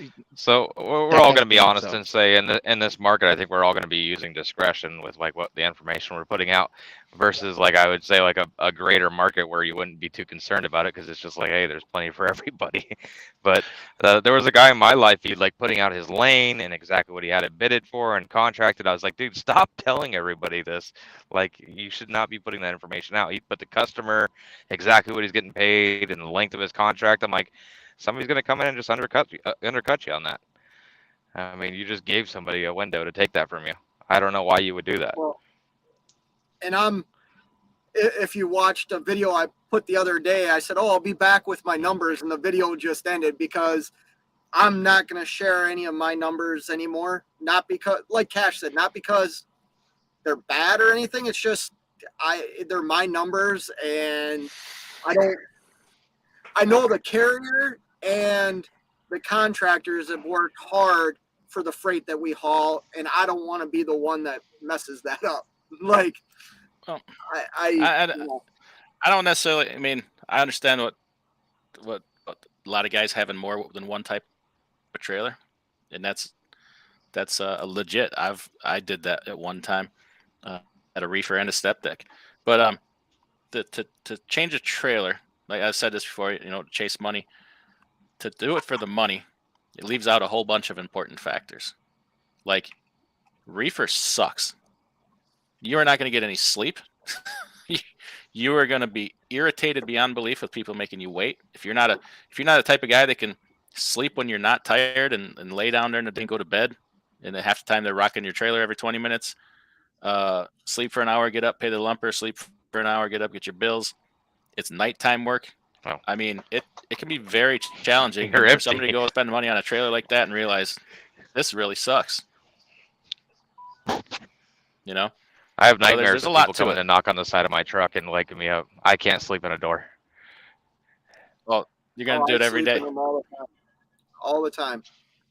You have to sleep in them in reefer. I can't sleep during the day, so if I have an evening appointment, I have to sleep. Like I get in the dock, I sleep for 20, 30, 40 minutes until they start rocking the trailer, and then I try and fall back asleep, and then I get my call for the lumper fee, and then I deal with that, and then I try to go back to sleep. So I sleep like in 20-minute chunks, and I might get 3 different chunks of 20 minutes, and then I might finish my sleeper berth split and get like 2 more hours of sleep, you know, out front on the street, and then start trucking to the next stop or whatever. So it's hard. That's exactly what I'm doing tonight. Like for me, I drove hard to get to where I am right now because I know tomorrow with the hours that I have, I like my sleep is going to be kind of interrupted. You know, it's just reefer isn't like ideal. You know what I mean? But it's what I know, and it's what I'm comfortable doing. And everybody complains it's damn reefer parked next to me at the truck stop. Well, try sleeping with your head 3 feet from it. You know, if you don't like I've next to never you at the truck minded stop, that. you sure ain't going to sleep. You know, then. Yeah, I've never minded the noise because that didn't bother me. I have to put it on continuous though, because if it starts and stops, it wakes me up. But If it's on continuous, it's perfect. I sleep with a box fan next to my bed that just basically does the same thing anyway, just the whole time I'm sleeping. So that's how I like That to don't sleep. help to fill, Bill. That don't help to fill, Bill. All right, guys. Listen, F8, thanks for letting me on. I'm gonna jump off here and kind of thin out the crowd here, so you guys can get to these comments and get through this stuff. I appreciate you letting me on. And as far as DIY and that stuff, other stuff goes, you don't have to worry about none of that with me. I say that now, but until I do something or prove wrong to you, I ask you to just take me by my word, because so many people have got to say about what I am or who I am. So with that being dropped, I'm going to jump off here and let you guys enjoy the rest of the night. Blocks, make it happen out here, make it work, because that's exactly what I'm going to do. I'm going to stick with the dry van F8. And that's also on a conversation I had with the owner of my company. So there's a little bit more to that. But in DIY, Man, take it easy. You always have great information. I know a really good dry van company, but I just don't trust you enough to tell you where it is. Well, don't tell all the secrets. Oh, All right, you guys, have a great night. I'm teasing you. Yeah, have a good night, Nevada. Don't piss him off. What? I'll say a couple more just fun. comments You're quitting? and then probably. Well, there was one. Well, yeah, I'm getting tired, and I don't have Wow. any Cash App, so Why no my Cash App? internet sucked again. No, there was a comment in here that I saw that I wanted to speak on, and I feel really bad because so many people have left good comments. Wheel Burners left some great comments. Lots of people have, but there was one that really caught my eye earlier. And I'm just trying to find it real quick because I think it's a good topic. Is it the 69 mega? Come find love in your town today. No, I don't see that on this chat. I saw it on my phone. Incidentally, if you're going to do that, make sure to use my promo code DIYSEMI. Get 10% off your first connection. Oh, it's H.'s first time here as well. Well, thanks for stopping in. You're actually the comment that I'm looking at. Oh, Oser showed up. Oh, I missed this guy. BOC's in here. BOC's in here. Send them a link. Crazy Uncle BOC. Send them a You link. know what? BOC, if you're still in here, man, the last couple of videos you've done have been really good. Like, keep that style of video because they're really good. He's running Reefer freight now. Oh gosh, there goes the neighborhood. He's hauling Christmas tree. The last video I saw, he's hauling Christmas trees, but he's back doing Reefer stuff. Gosh, where did that comment go? Anyways, I lost it. Who was it from? Was from that H. Oh, he's got a lot of them up here. What was the comment about? I don't remember. I just remember seeing it and thinking that's actually a really good comment or question. It was about everybody has their own experience. Something like that. Everyone has a story that matters and can benefit someone. Just be the truth and honest about it. Did I just Okay, bring there's drama to your someone channel? that- I'm sorry. I think that was a little bit more drama than I like, to be honest. It wasn't like, hey, what's drama is not saying it to somebody's face. Like, I didn't say anything bad to him. I'm just like, hey, I want to tell you, like, man to man, No, I face to know. face. And I he engaged like back to me, and I thought it was actually good. I felt good about it. Here's the thing. I've shared this. My intelligence just sucks. I'm just not big on like rubbing like You don't like pissing when anybody you don't off. like when mommy and daddy fight in front of you. No, I don't. You wouldn't have lasted in my household growing up. Uh-oh.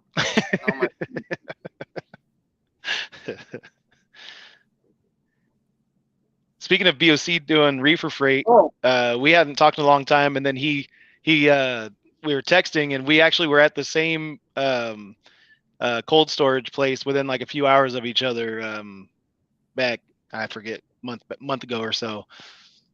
So kind of random. I knew he was doing reefer freight.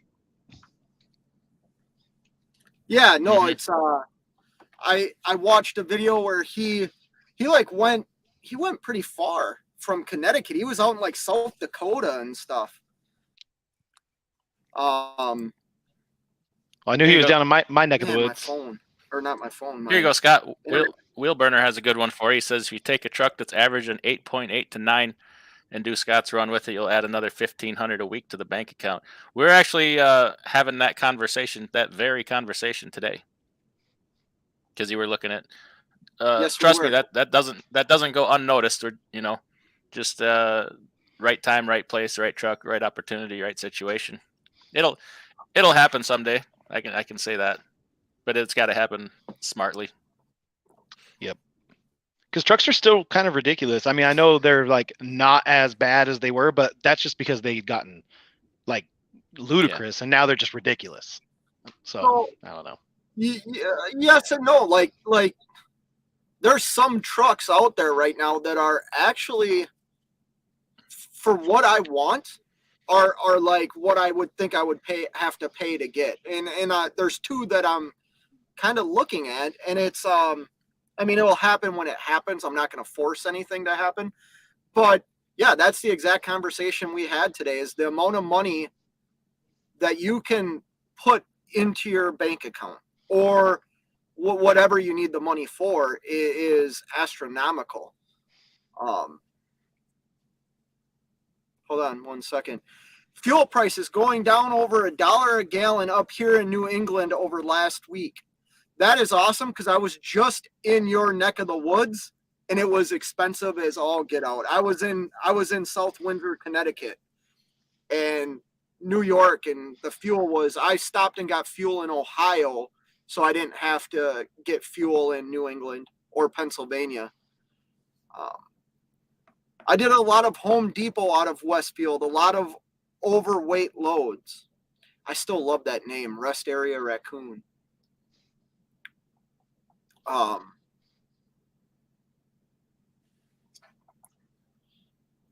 The OC says, Fate, I'm trying to be good, but it's difficult. Yeah. Hey, man, I enjoy watching you, and it's just cool to see cool stuff. I did send the link to somebody else, and I would like to talk to this person, so I'm going to bring them in. Uh-oh. Yeah. If my internet holds up. I can Clicking go away on if it, you want and me it's to. not bringing them in. It started to just now. No. There we Okay. go. Oh, Jackknife, how's it going? Let's What's one up? second. Music City says maybe I missed the foundation of this live, but who cares if someone is driving a hood truck or not? It's just something we're talking about that goes back a ways. Music Hold on, I'm City. gonna get a tripod real quick, so I don't have to hold this the whole time. Okay. Yeah, it's just something that people have been talking about for a while, so we're just finally got a chance to talk face to face about it. So that's why we're talking about it. So Music City, it goes back to kind of a number of well, there's just a sentiment in trucking, let's call it, and obviously that overflows into YouTube and different people, and me included. It's harder to make a living now with a hood truck, with the price of fuel, and so some people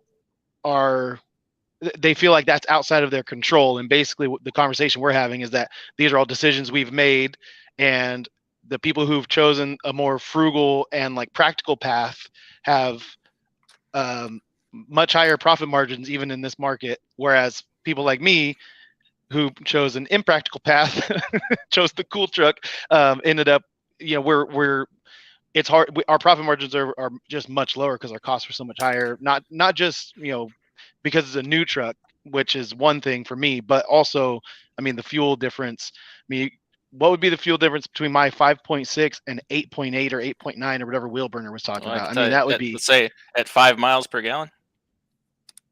I mean, I'm getting like 5.6. Yeah. Okay. So 5 divided by 5.6.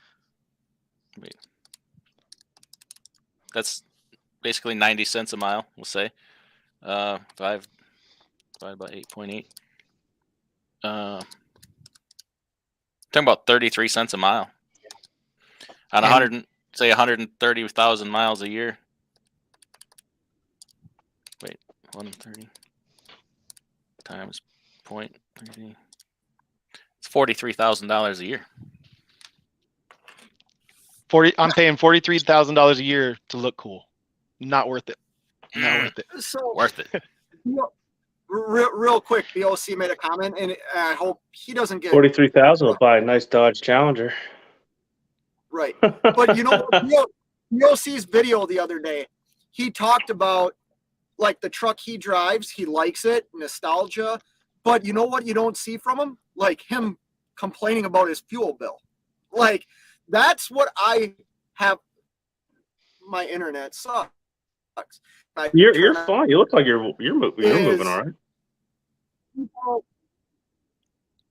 Okay, people that might own a certain style of truck then get on the internet and complain about how much it costs for them to drive their truck and that rates are trash and they need to come up to support their truck purchase. That doesn't make sense to me. Like, you made a decision, you have to live with it. You can't complain about it. You know what I mean? Maybe I'm too naive or something, but you know. And we can make different decisions now. Like you're not stuck. Like no one is forcing me to like drive my truck and stay in reefer and haul the loads I'm hauling. Like nothing is forced on me.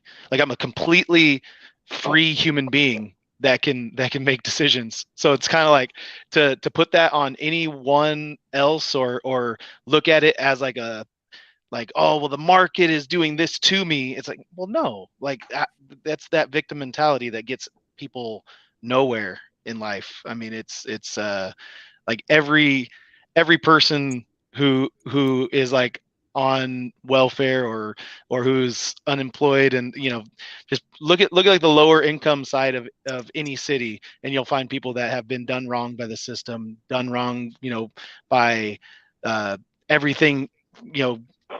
Everyone and everything has done them wrong, and that's the reason why they are where they are. And you see other people who have the same circumstances who have achieved great things and built great lives for themselves. And so can't be just the circumstances, like we have decisions to make.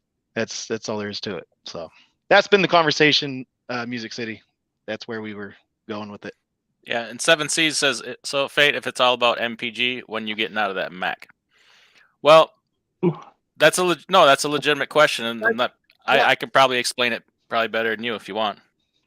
So okay. the Mac was part of a bigger plan.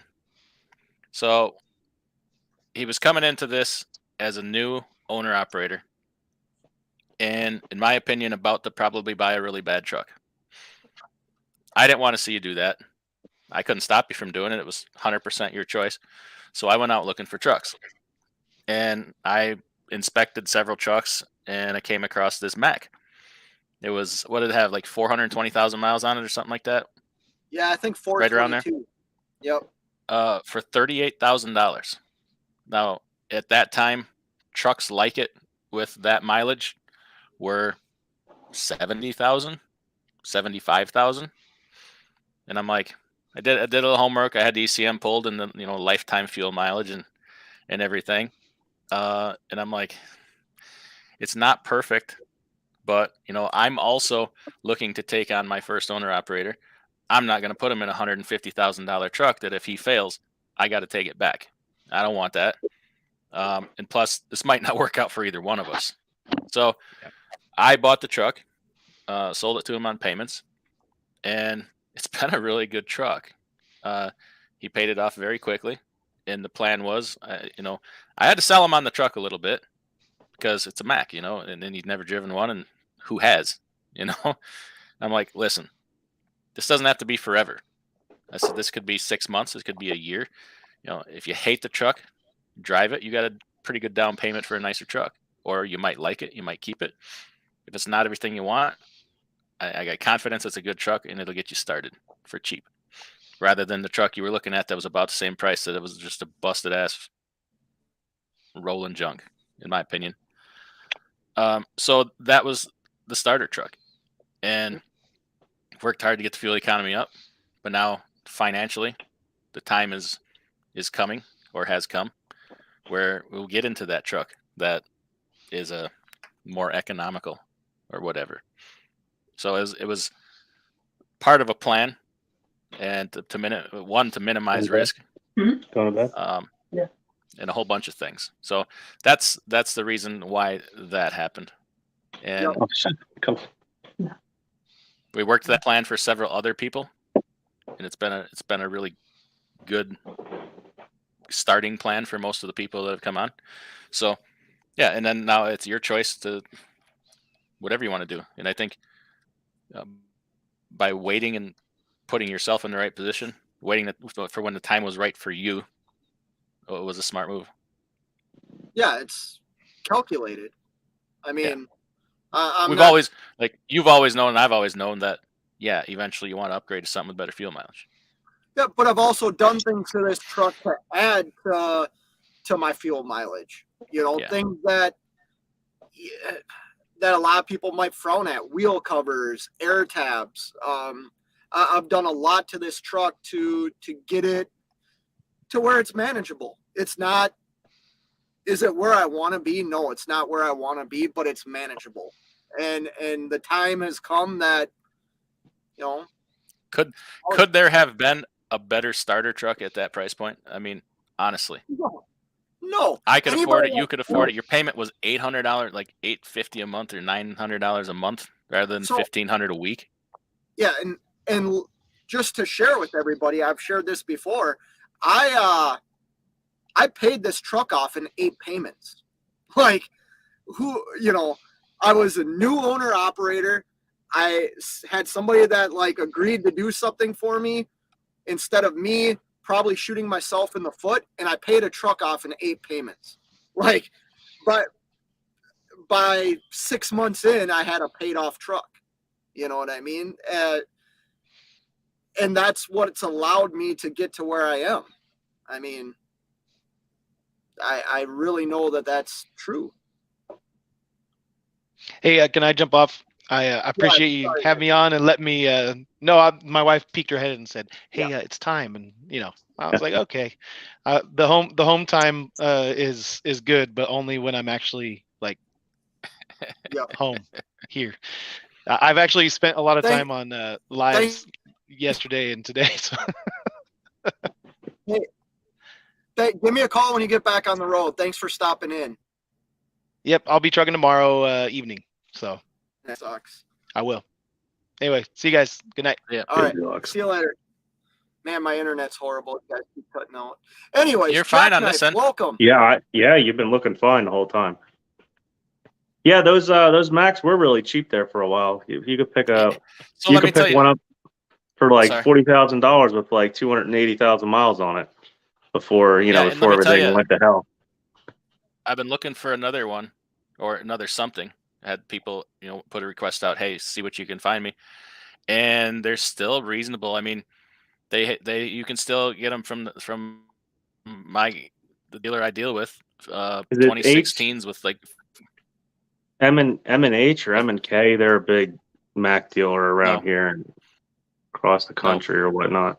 No, they got 420,000 miles for 57,000, and being that I bought several of them, he'll knock that several thousand off of that, and I'm like, that same thing in anything else is still like 80,000-90,000, but you're still with the fuel economy, and that's even more important. yeah, now, but I I'm like, always kind of wanted a Mac. It's I'm out here. Mac's pretty much well known around the Allentown area. So as a starter truck, I just can't.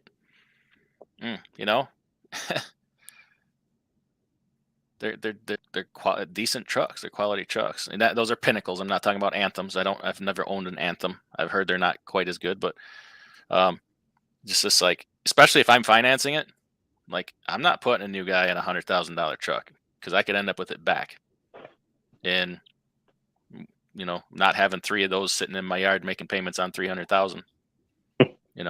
When I can pay cash for these other ones and buy 5 of them and do whatever and for what I could have got 3 of them for or 2 of them for.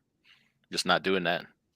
And if somebody comes to me with that mindset and they're like, oh, I gotta have this or I gotta have that, when I'm like, well, then you're caught up on the truck and not the opportunity. So I need a 379. well, I got to have a new Freightliner with warranty.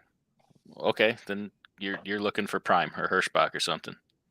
If you're looking for opportunity and other things, well then let's talk. See what level, what kind of sacrifice are you wanting to make? You're wanting me to put up 100. Even then, with that new, go ahead. Even then, with that new warranty, that truck's going to be sitting there for 7 weeks. Yeah, yeah. And you're asking me to put out $200,000 on my own capital and take a gamble on you on a complete stranger.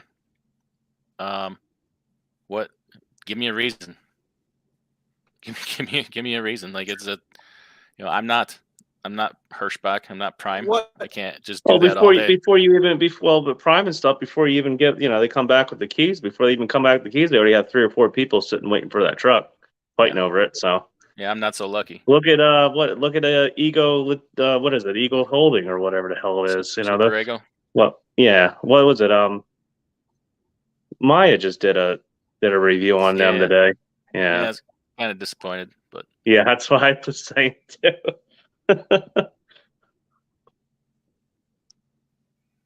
yeah, but keep in mind too, like everybody asking if you hire him.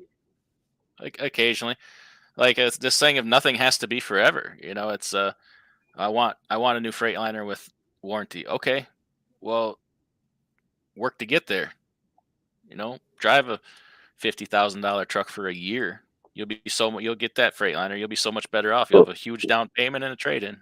Well, soon anyway. Eventually, when all this blows over, I guess with the credit and I don't know, it depends how these banks are and how much repossession's going on. They're gonna need somebody to take all this. They're gonna still need people to take these payments. So if you got like $20,000 or $30,000, and you haven't got a repossession or anything, and you made it through this little bump here or whatever, you'll be able to get a Cascade, a newer Cascadia with 30 or 40 grand down, or maybe even less. Who knows? Well, think of it this way though: the Cascadia and the LT and the next gen Kenworths, they're going to be revalued because how many people just learned that like the number one most important thing is fuel economy. So the high fuel economy trucks the market's going to change. The value is going to be in them and not in the trucks that you can't afford to operate. Cascadias, even before the evolution and stuff, they were already revalued pretty much. When the mega carriers weren't letting them go dirt cheap. I mean, if you went to auctions, you could maybe find them cheap or second or third hand. But by the time you got them, they were so beat up. It was a crapshoot. But so 500,000 miles, you could get a Freightliner for 35, 40 grand. Now on 500,000 miles, you're still 100. Yeah. The mileage wise, yeah, you're right about that. But I mean, even when they were like 200,000 miles, they were still wanting like almost like 90 grand for them. Yeah. Yeah. Other than newer ones. You guys like I hear half the conversation. I don't know what's going on. You're still better off for it. And for some reason, I got a police officer that keeps like driving around my truck. I don't know what's going on. Well, you don't even acknowledge that Just Trucking's in here and invite him in like a good host. I don't have Just Trucking's email or phone number, so that's how I invited everybody in. How about that? They said there's somebody with a beaver on their face picking up little boys. Holding a candy cane out the window. I would have, yeah. You know what? I'll see if my internet can handle this. It's coming in fine. Everything you've been doing lately. Yeah, fine on our end. I get that, but I'm not fine on mine. Yeah, we don't care about that. Copy. The people. Give the people what they want. That's right. I'm trying. Give me a minute here. Crying out loud. All right. I can't handle a whole bunch of people, but if somebody wants to come in, they can. Yeah, I think I should to get the Mac or have the Mac be the first starter truck for me was absolutely the right decision. And it's led me to where I am today. Just Trucking made a comment earlier, go get a Volvo for $30,000. Look look at what that Volvo did for him. I mean, on top of YouTube, I get, but like that truck was a very, very good truck for him, and he started his business with a used Volvo. Yeah, I would have bought a Volvo. Yeah. To be honest, the only reason I probably never really looked at one, I mean, I drove one when I worked at Firestone for a while. I had no problems with it, but you know that mentality though, you know, I would never end up in a white Volvo. Put it that way. I haven't because they're heavy. Honestly, when you're pulling reefer, weight matters. Unless it was was it 640 or 670? I have a guy that hauls for me regular that has a 770, 780, whatever the heck it is, and he's pushing the limits all the time. I know the one I had air ride front suspension. That thing rode nice when I was riding it. They get great fuel economy. I mean, they're comfortable. We got a Bulldog. Driver friendly trucks. Yeah.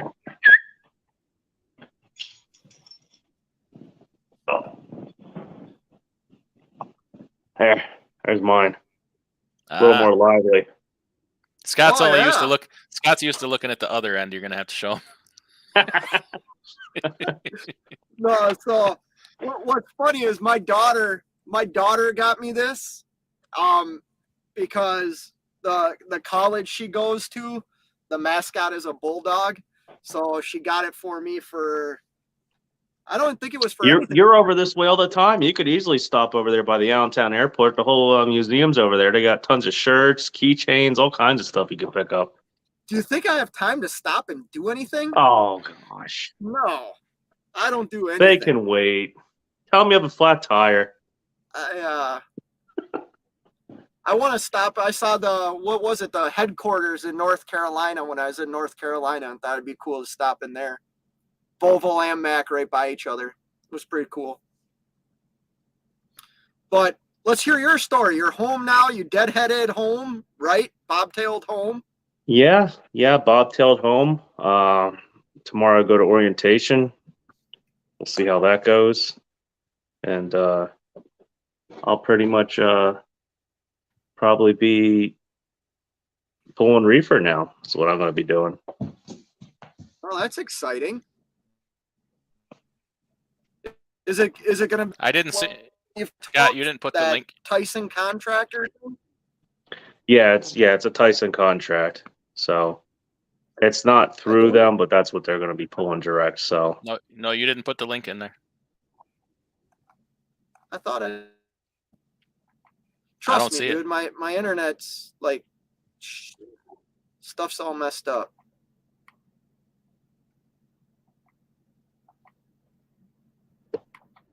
Okay, hold on. Boom.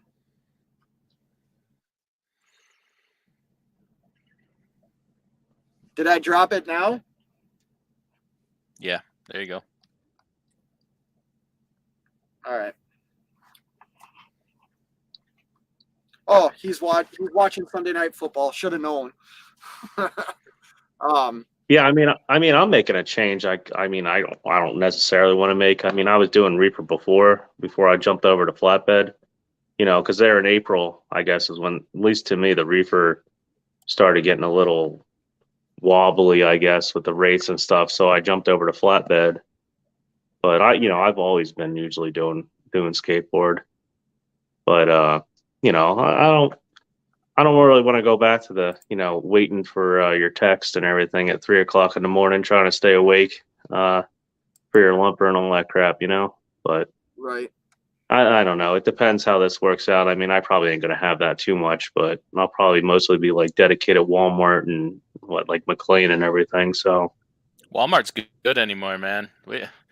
From my experiences, they're not like they used to be. I don't know how long it's been since he did Reefer, but they used to, we're going to be there 8 hours or whatever. Oh yeah. You would be there forever before. Yeah, it's not like that anymore. Yeah, it's not. My experience with Walmarts lately has been like 2 hours. Cool trucking, you in here? Yep, I'm here. See, dude? Yep. I just spent 9 hours at Fry's in Phoenix. Yeah, last night. Yeah, Nice. that's sucked. 9 hours. Yep. Yeah, that happens sometimes. I mean, I've been. Yeah, it does. What was that? I said it does. Kroger, they're affiliated with Kroger's, so there you go. They're two in the same basket. See, the big difference is I get detention now and layover, so pretty much guaranteed. So I mean, I'm not too worried about that stuff.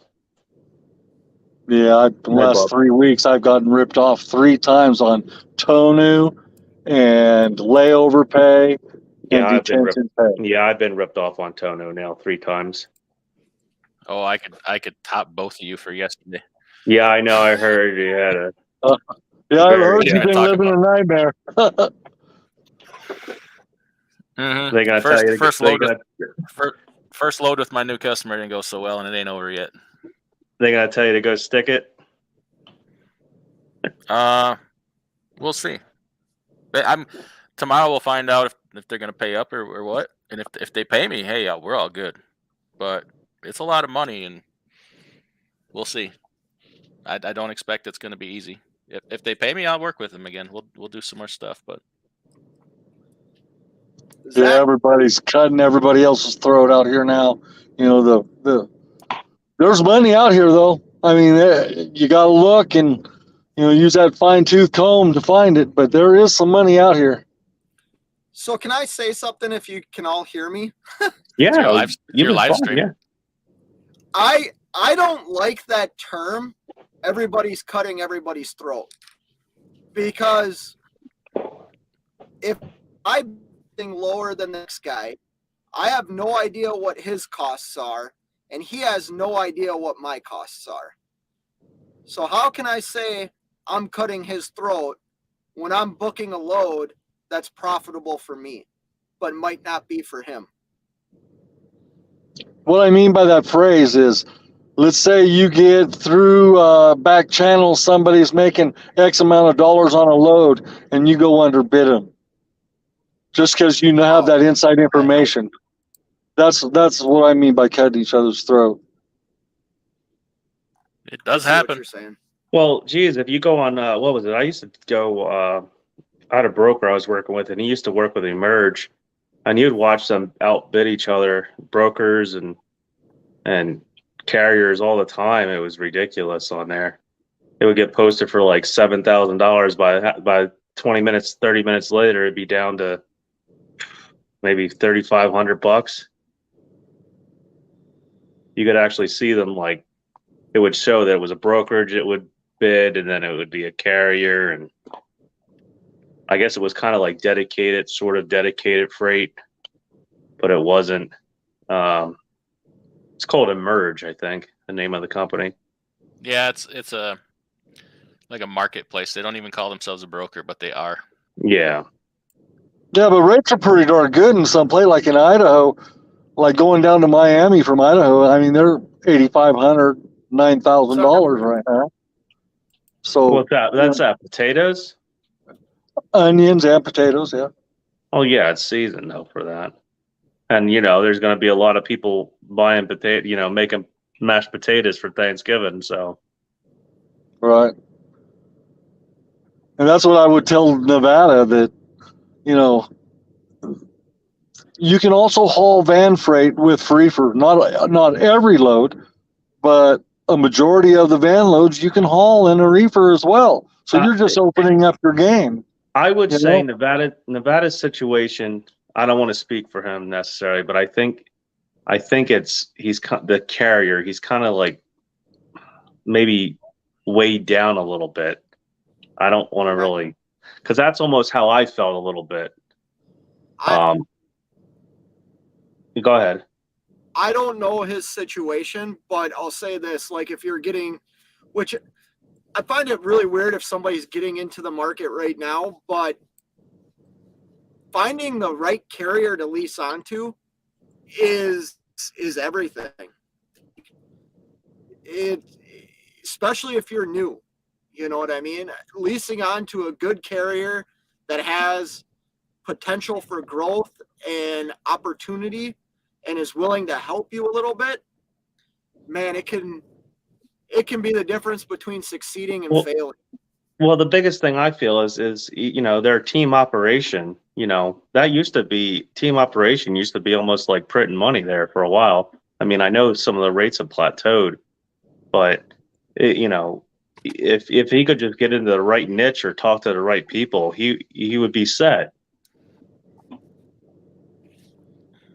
Yeah. Yeah, and as old as I am, see, you're talking about expanding and growing your business. At my age, I'm looking at retirement just right around the corner. So what I'm doing is I'm trying to reach out to all the younger people like you guys and spread my knowledge a little bit, But, it's hard to get people to accept your knowledge, No, we appreciate it. Like I listen. Oh, shoot. I still owe you a phone call.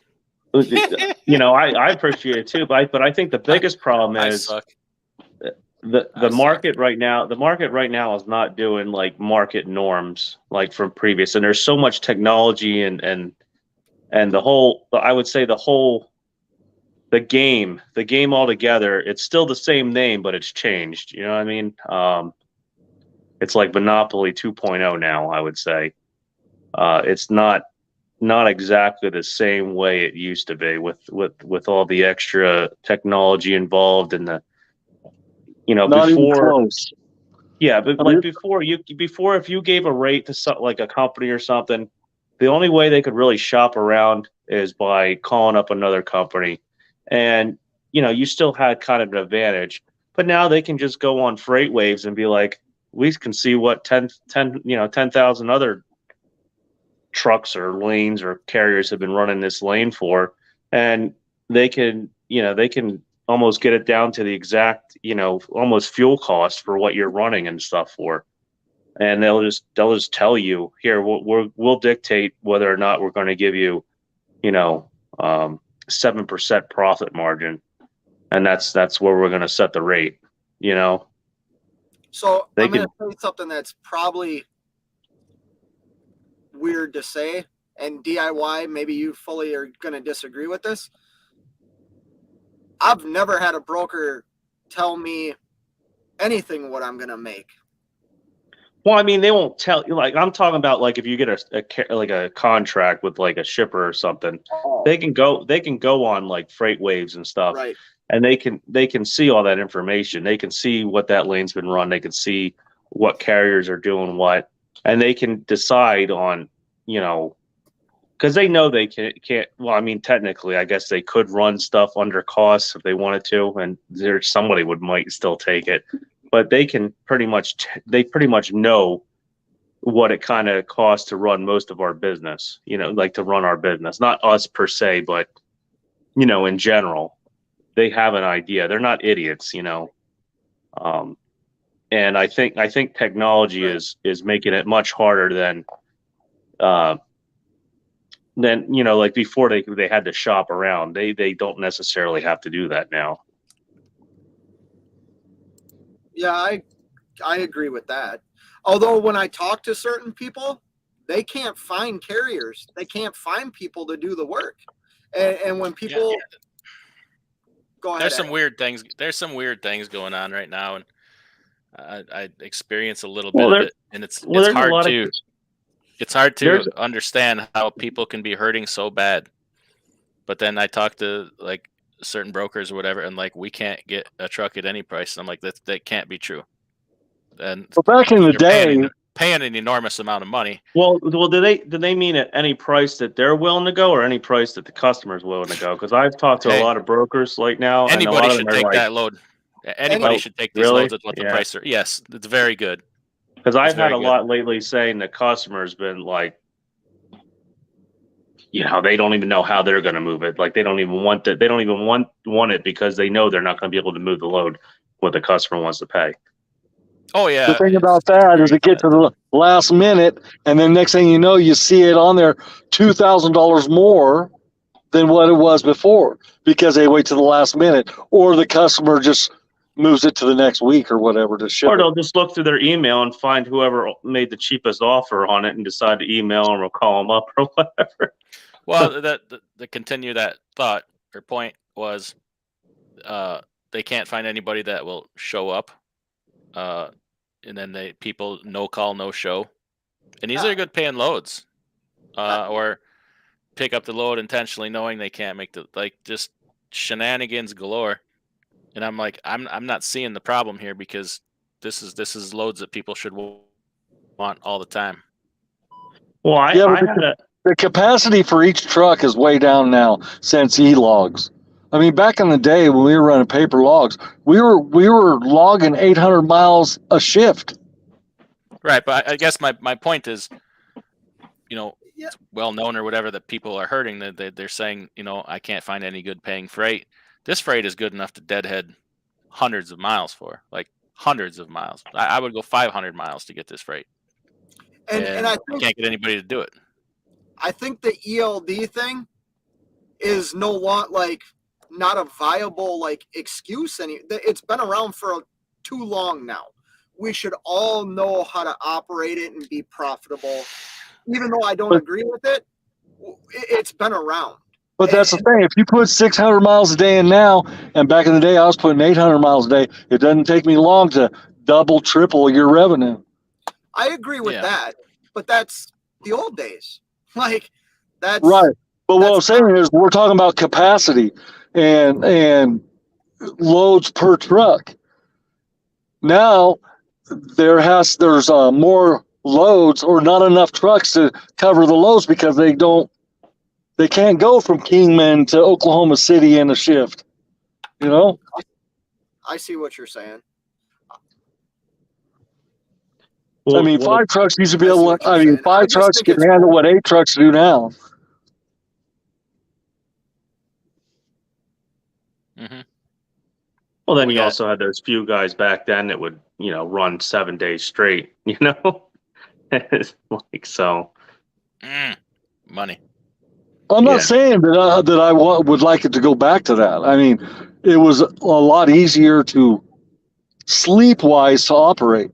I can tell you what, when I ran logbook for a few companies, and technically I used to do the whole outlaw trucking thing, sort of. As a company driver, I didn't really make that much more. They made a lot more. All I did was burn myself out most of the time, and just was very aggravated all the time.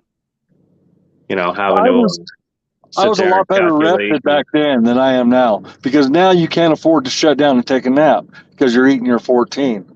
Back in them days, you could take a 3-hour nap in the middle of your shift, get up and go. Hit a casino buffet. Come on. 14. Yeah, I remember. Yeah, I used to. Cool trucking. Remember hitting the casino buffets down there on I-40? Oh yeah, you Sky City, buddy. You got the That's 2 hour. right. You got the 2 hour sleeper berth now, though. Technically. Sky City, I had to call an ambulance for my buddy one time. Oh, how'd that happen? Ate a plate of shrimp about this high and went into anaphylactic shock. Oh, geez. Wasn't even allergic to shellfish, but he is now. He's like, blah, blah, blah, blah. I'm like, the hell's wrong with you? He couldn't talk because his tongue was still swelling. Yeah, that Sky City, man. You wouldn't believe how many free dinners I got, because when you go in there, they give you a free $5 to gamble with. And there have been several times I'd win my meal back with that $5. Yeah. Good old days. To go off what DIY was saying earlier, the load I just did the other day, it was steel bar, and the truck came in and they were trying to get the guy, the name of the truck, to match up with their BOL or whatnot, I guess, from the broker. And the guy had no DOT numbers. He had a name on printer paper taped to the side of the truck. Oh, Jesus. You know what I mean? Yeah, I heard. They're talking about that. And I'm sitting here and I'm like, how do they get by these way stations and go through? Like, how they're continuing to able to do this? I have no clue. The other time I had a hotshot guy. He had no ELD. He didn't know he even needed an ELD. There was no DOT decals in the truck or nothing, and he's running for some, I don't know if it was a Chicago carrier or whatnot, but he was running for some carrier, picking up like a 15,000-pound coil, wire coil, and I said, you need a CDL too. I said, you're over 10,000 pounds. He had no CDL, running a hot shot, no name on the door, no nothing. Hey, ignorance is bliss. He didn't Yeah, even know you had to stop at the weigh stations. I don't think. Hey,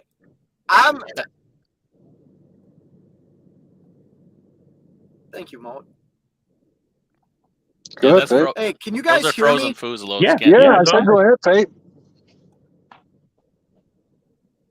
You can't hear us, huh? we can. Hear We me. choose not to. I don't think you can hear us. My Apparently not. internet's so bad.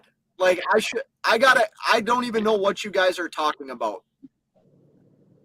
You, Sure it's of the internet? course. Are you messing up?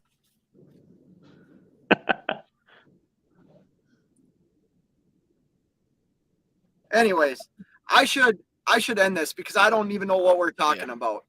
I got to go deliver a load.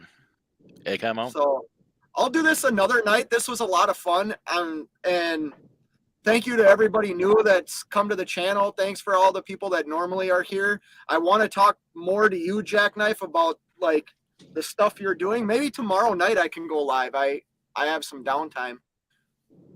But I'm gonna end now. I should know a little more what I'm doing tomorrow, I guess. When do you start your new gig? So everybody can hear me. Tomorrow's orientation, so I can hear you. Go on, Faith. Well, see, no, I'm reading the chat. Everybody can hear me, but when you guys talk, all I hear is like bits and Robot? pieces of what you're saying. Yeah, your video is jumping a little bit, your feed. But everybody else's is fine. But just yours jumps every once in a while. Maybe you got how many apps you got open on your phone? I'm not using my phone. I'm using my hotspot. Are you on a jitterbug? I'm on my Verizon Are you on your hotspot. life alert? You got anything else hooked up to your hotspot? See, Cool Truckin' knows what a jitterbug is. He's cool. Hey, I'm cool trucking because I've been in the Reefer game for a lot of years, not because I think I'm cool. Now I hear you. You got my good times reference, right? Yeah, whatever you did, I think when you touched it, I put a comment down in the chat. Okay. When you said that. No, I'm not on my Samsung phone. So my phone's right here.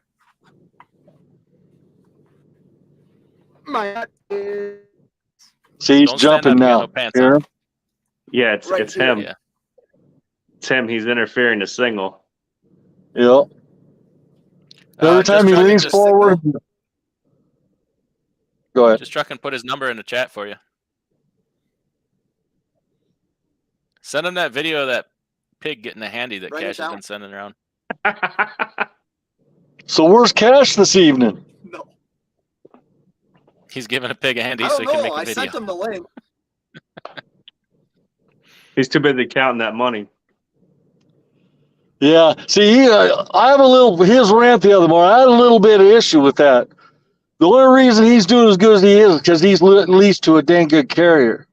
If he was solely on the spot market, he wouldn't be doing as good. I'm not saying he wouldn't be, but it'd be a hell of a lot harder to do what he's doing now. But haven't you watched He knows him that. for That's why he's not on the spot market. Yeah. Like, that was the whole point. That was the whole... Yeah, that's been the whole point since the last probably 6 months has been the whole point. Yeah. Well over that. DIY talked about getting contracted freight. Back when we were all hauling freight for $7, $8 a mile, he was like, go get contract freight. Here's Paul from, like, this isn't anything new. Right. Yeah. Me and Adam talked about it back then. And, you know, I have a Rolodex full of customers. I just have no one to give them to.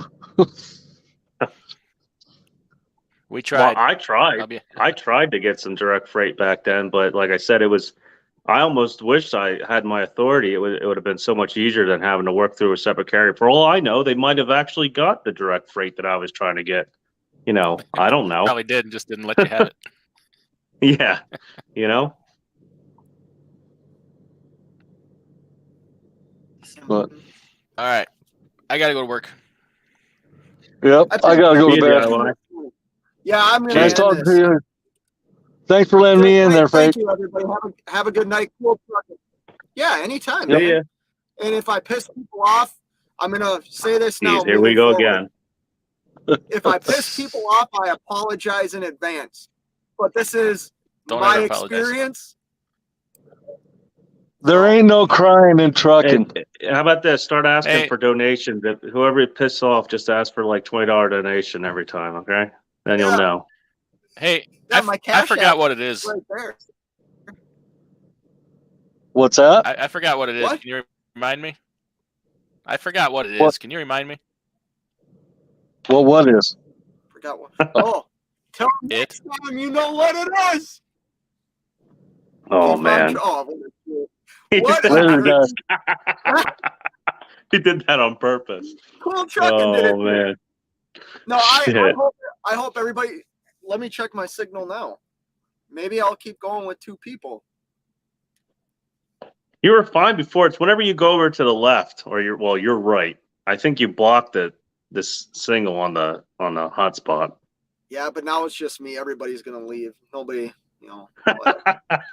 I do appreciate everybody in here. Jackknife, let's try and set Here. a live up tomorrow night.